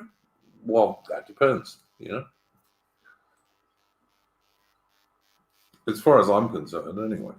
But yeah, I just think you have to use the right terms. You do. There's a reason why our regimes today stop us saying so many things. Like, we talk about grooming gangs. Yeah, grooming gangs are not grooming gangs; they're child rape gangs. But you can't call them that. If you do, you'll get in big trouble. Right, but it's only a word. It doesn't really change what they're talking about, and that's my view about remigration. Rather than anything else you might call it.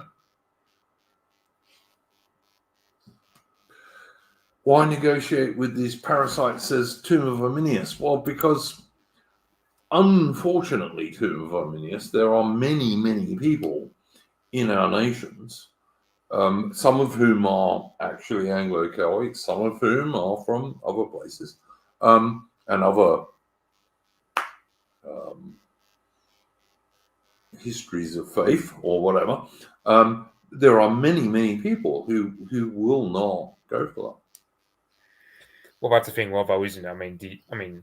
I don't see us getting any chance of mass political representation because the problem is like at the moment, Resistance Right is more like a think tank rather than a political party at the moment.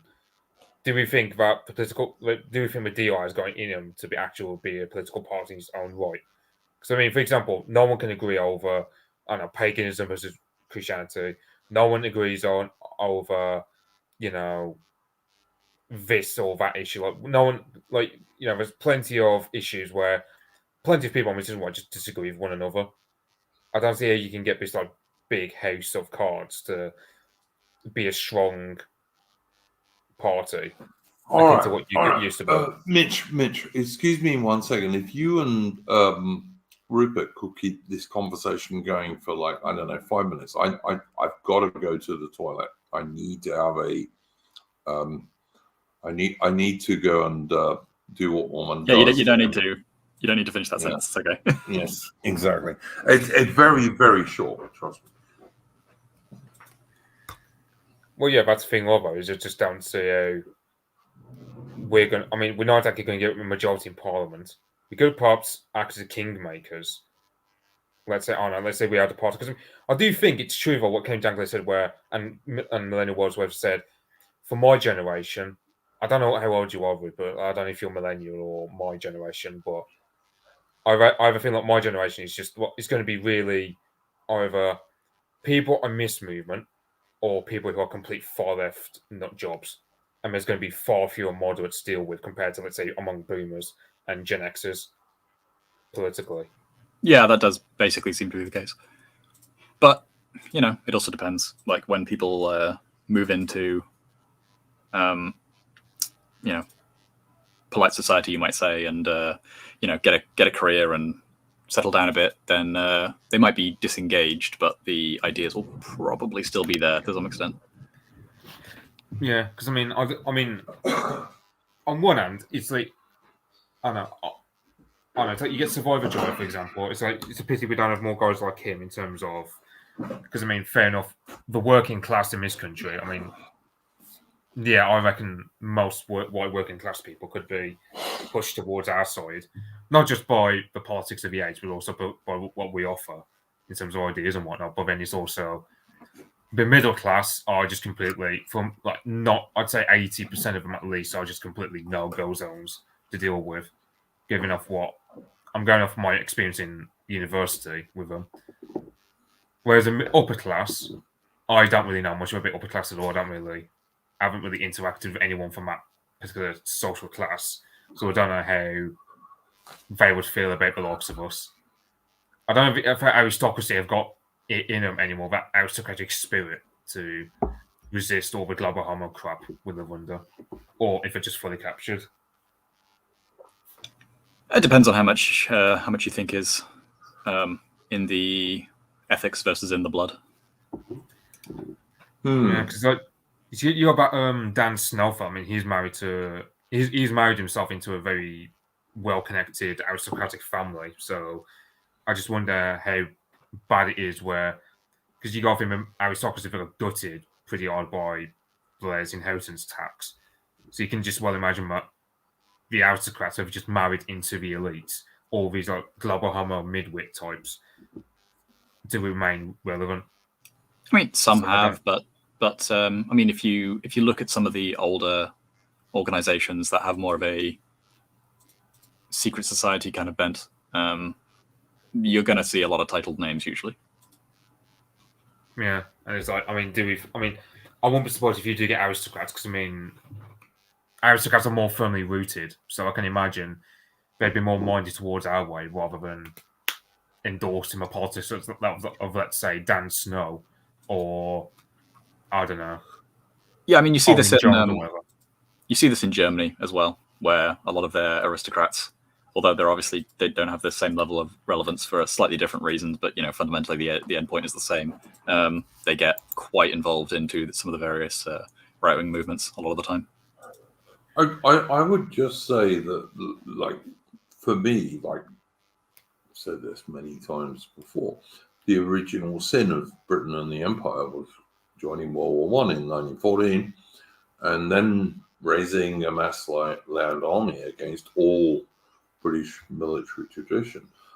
And one of the things that World War I did was it killed off a hell of a lot of the best British aristocrats who, strange to say, were not sitting at home letting everyone else go out and die. They were generally officers in the British Army leading their men over the top in the front and getting killed at a higher rate than the ordinary Tommies were. Although at the same time, of course, World War I was also killing the best of the British middle and lower classes as well, because the guys who volunteered earliest were the guys who were going to get killed first. They were also the guys who were keenest to actually go and fight, and so it killed off, in a real way, the best of the British people in all classes, from the aristocracy down to the working class. The very best guys got killed in World War I. Yeah, so, I mean, I don't think that necessarily always holds. I was doing some research into that for an essay on like the eugenics of war, basically, and it's a mixed picture. Basically, I was reading a book that was basically observing that exact theory in relation to the South in in the aftermath of the American Civil War, and yeah, it's a mixed picture. Basically, it might not necessarily be as dysgenic as you might think, because for one thing, I just think Rupert, that like all of the evidence I've watched and read about and seen is that in a war, the guys who actually do most of the fighting are not everybody. It's a minority, and they pull the other guys forward, all right? And that minority always takes more casualties, always. It just does, because they're the guys pulling the other guys forward, and so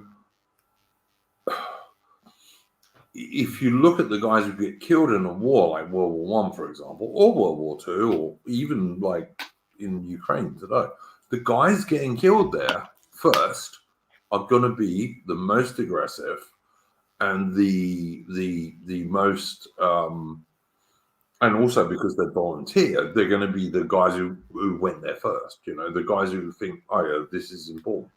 So that combination, I think, over enough time, I don't think it's going to make a big difference to Russia, but it certainly has. It's going to in Ukraine, and it very much did in Britain in World War I, and to a lesser degree in World War II, because British casualties in World War II were far lower. it's going to affect your country. I just think it is. You know, I don't outright disagree, but I would also point out that if you're talking about IQ, for example, IQ is and just fitness in general does allow for greater survivability. Obviously, that is degraded if they're much more constantly exposed to danger than everyone else, relatively speaking. Yeah, but the survivability in any given situation is better for a better soldier than it is for a less high quality soldier. But I'll tell you, Rupert, honestly, you know what? In the situation where you're under an artillery bombardment, which in Ukraine, for example, or in World War II, or in World War One, is the most common combat situation for a dude to be in. That's just luck, mate. It's luck. It really is. Doesn't matter how good a soldier you are. The British BEF in 1914 were the best well-trained soldiers in the whole wide world. But you know what? Stick them under a load of 105 and 155 millimeter guns. Doesn't matter how well-trained you are. It's just whether the shell lands close enough to you, whether you die or not. It does matter training because makes no odds. No, it does because there are countermeasures that you can make, and a very you can put a bit of overhead cover on and stuff, but it's still really it's a lorry, mate. It's a lorry. I mean, no one would ever bother digging trenches if that were the case. No. Of course, a trench gives you a lot of security. Of course, it does. But if a mortar bomb, it does. Say you're a really well-trained soldier, or you're a conscript who's got, 12 weeks training. When mortar bombs are coming over on you, your really well-trained soldier has exactly the same chance of dying as the 8-week conscript. There is nothing that well-trained soldier can do except for putting up a bit of overhead cover that's going to make the slightest difference.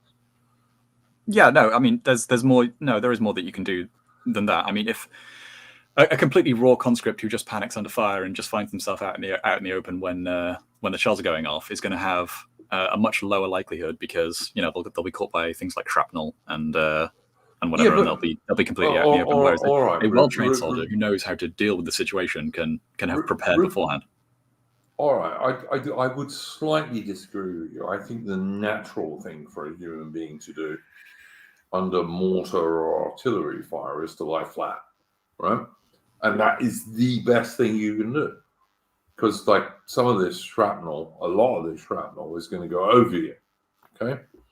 But if you're in a trench system or in a slit trench, 2-man slit trench, which is pretty common, you can make that slit trench deep enough. You can make it narrow, which is a good thing. And like I said, you can put a bit of overhead cover on it. But in all honesty, if you get a direct hit, you're still going to be dead. Doesn't matter what you do. Yes, if you get a direct hit, but the key difference is those edge cases, and that's going to increase the survivability. So, are you going to die if a mortar lands on top of you? Yes, pretty much regardless. Although there's still some things that you could do ultimately if you're given enough time to prepare and equipment and whatever and forethought. Yeah, but and then you might survive if it lands. 5-6 yards to one side of you. But yeah, exactly. That's what I'm saying. The point I'm trying to make is that skill as a soldier works really quite well if you're in an infantry fight, or you're in the sort of battles that Britain and America has been in mostly since 2000 and before. Where you're fighting an enemy who doesn't have much artillery, has no air power.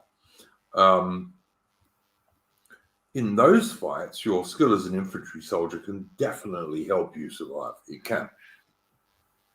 But when you come to a World War One or some battles in World War II, a lot of battles in World War II, or something like Ukraine, there are occasions when your infantry soldier skills can help you survive.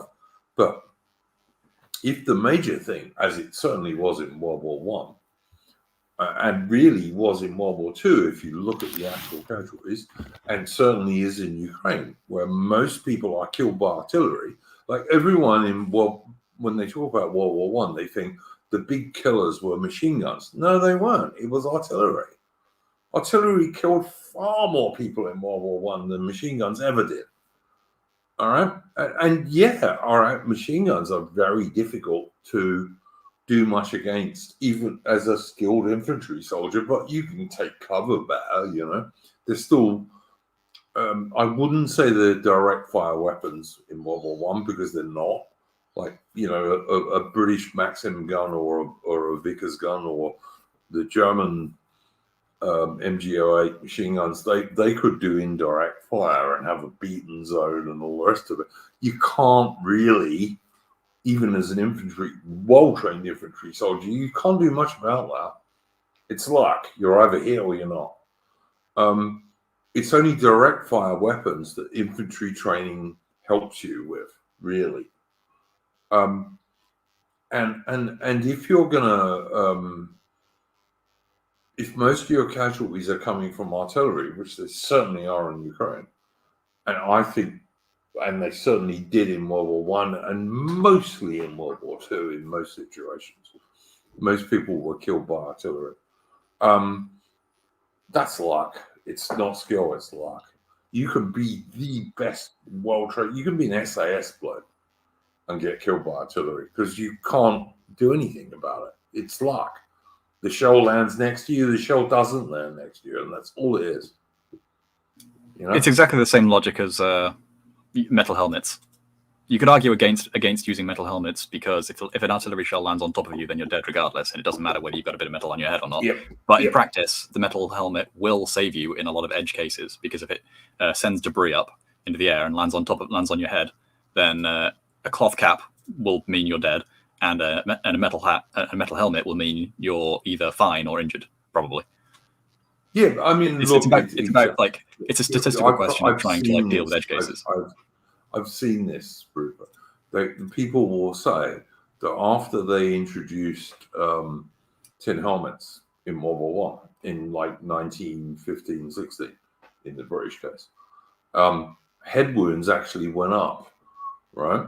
But they went up because more guys survived because of the tin helmets. You know, the reason they went up is that more guys were wounded instead of outright killed. That's why they went up. You know, it's kind of counterintuitive, but yeah, absolutely. But it's still just luck.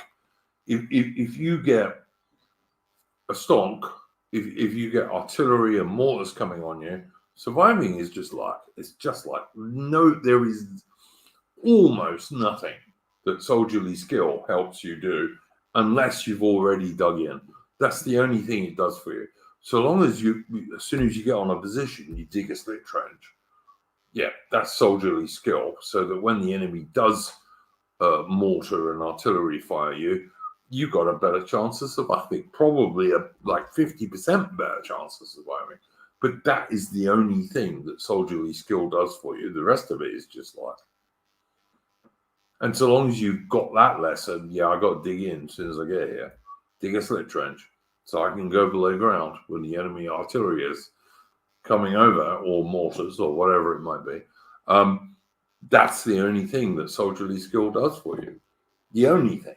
The rest of it is just pure luck. You can't do anything about artillery as an infantry soldier. You can't, except build a decent slit trench. You know. Yeah, I mean the difference we are also talking about. So the difference between non-entrenchment and entrenchment, and also the difference between good entrenchment and bad entrenchment, and also just the way in which someone reacts and the speed at which someone reacts to a changing situation. That's also a factor of IQ. So when danger right. is you get to know when an incoming round is an incoming round. Yeah, fair enough. I'll give you that. So you can react to that more quickly and not panic. Which is only basically like falling flat, to be honest. That's about all you can do. You just fall flat and hope that the explosion goes across over you, basically. Or you get to a shelter if you've built something more substantial by that time. If you can fall into that, yeah, absolutely, you do that too, or anybody else's, even if you land on top of them, for sure. But again, it's limited. You know, it's limited. Artillery is artillery, and then you know, I know a few artillery dudes, and I've known quite a few over my life, and they're not called the queen of the battlefield for nothing. They really are. And this is one reason why Ukraine can't win this war, is Russia has far more artillery and far more ammunition. And there ain't any way for Ukraine to turn that round. You know, it's one reason they're going to win this war eventually. But yeah, I don't know.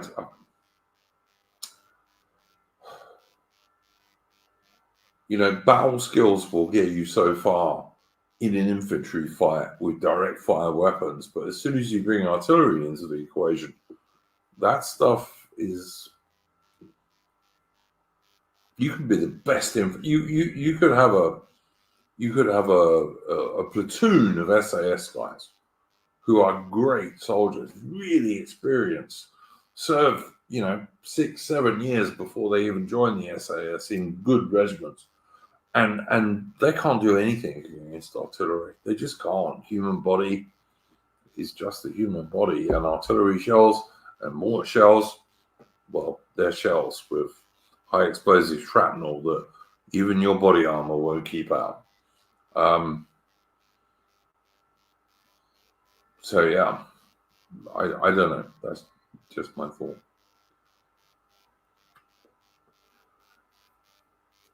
Has anyone? Oh, this is good. I will mention this because excellent book. Covenant with Death by John Harris is a great book. It really is. I am not an enormous John Harris fan. I've read a few of his books, and they're all okay. But Covenant with Death is easily his best book, and it is about a World War I volunteer battalion. The guys join up at the beginning of the war, and then they put into the Battle of the Somme, and it's got some great characters. It's a really good book. Yeah, it's a great book. I really do like that book, I've got to say. It's excellent. Should be made into a film. It would make a damn good film too. But anyway, unlike say 1917, where these two dudes are supposed to be sent to go and send a message, and they meet guys driving trucks down roads with Indians in them for some unknown reason, but and they even watch like aerial battles between the Royal Flying Corps and the German Air Force. And we all know, well, I hope we all know, that the Royal Flying Corps used to drop messages regularly to British infantry regiments. They put them in a brass case with loads of really brightly coloured streamers on them, so that as they fell from the aircraft, the infantry soldiers could not possibly miss them. Why wouldn't you have just got the RFC to drop that battalion that was going to make that attack? A few of these, because it would have been quicker than two blokes going through the whole of, the Hindenburg line to do it. But that's just me. That's just me. And I'm very literal, as some people often tell me. So, I do think, infantry soldier skills can help you a lot in some sorts of battles. Artillery, bombing, that sort of stuff, they don't do much for you there, mate. Then you're down to luck again, to be honest. Anyway, far too much of a monologue. Apologies. Guys, is there anything, Rupert, that you would like to plug? Because I know you've been doing some stuff on your channel recently. Yeah, my channel under the same name. If you look me up, Rupert August, then still trying to work on getting another video. It's practically ready to go, but still need to push it over the edge, and it's taken a lot longer than I'd hoped. But never mind. I've already got another one in the work as well. So can you give us a clue as to what it's going to be? Greek tyranny. Oh, cool. What in terms of like the Greek idea of tyranny? Greek tyrants and what that sort of represented in history. And oh, cool. That would be very interesting. Cool. That would be. Please do put it on the Discord when you do it, Rupert, and I'll advertise it. Because I think people get the totally wrong idea of what the Greeks call tyranny. It's not quite what we think in the modern world, is it? Yeah, I mean, a lot of the understanding is sort of correct based on how they understood the term in places, but I think the historical track record is quite different to the rhetoric, even that carries on to today. Cool. I will look forward to that. Thank you. I will put a link to Rupert's YouTube channel in the description or pinned comment after the stream. Anything you would like to plug, Mitch? Not from me, no. All right. Go and check out I will say for Mitch, go and check out his Twitter and Anglo Dropnik, which is worth checking out. So, yeah. All right, guys. Unless anyone has any final thoughts, I think we'll probably cut it there. We've been going for 2.5 hours or so. Anybody have anything they wanted to talk about? Nope, nothing else. All right, seems that way. All right, I'm going to play us out of a tune. This one is from Patriotic Archive, very good channel.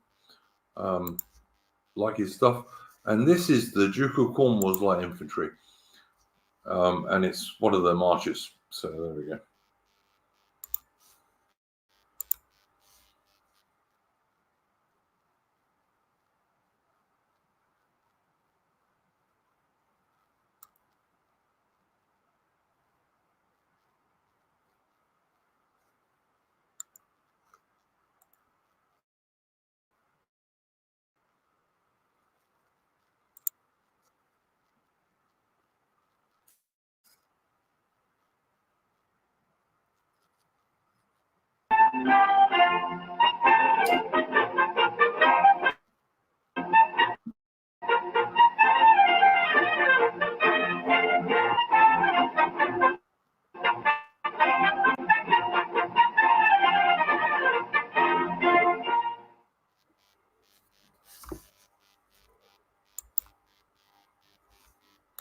Okay, that was the Duke of Cornwall's Light Infantry.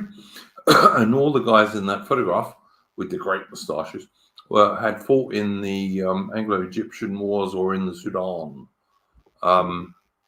in the 1880s, early 1880s. So, yeah,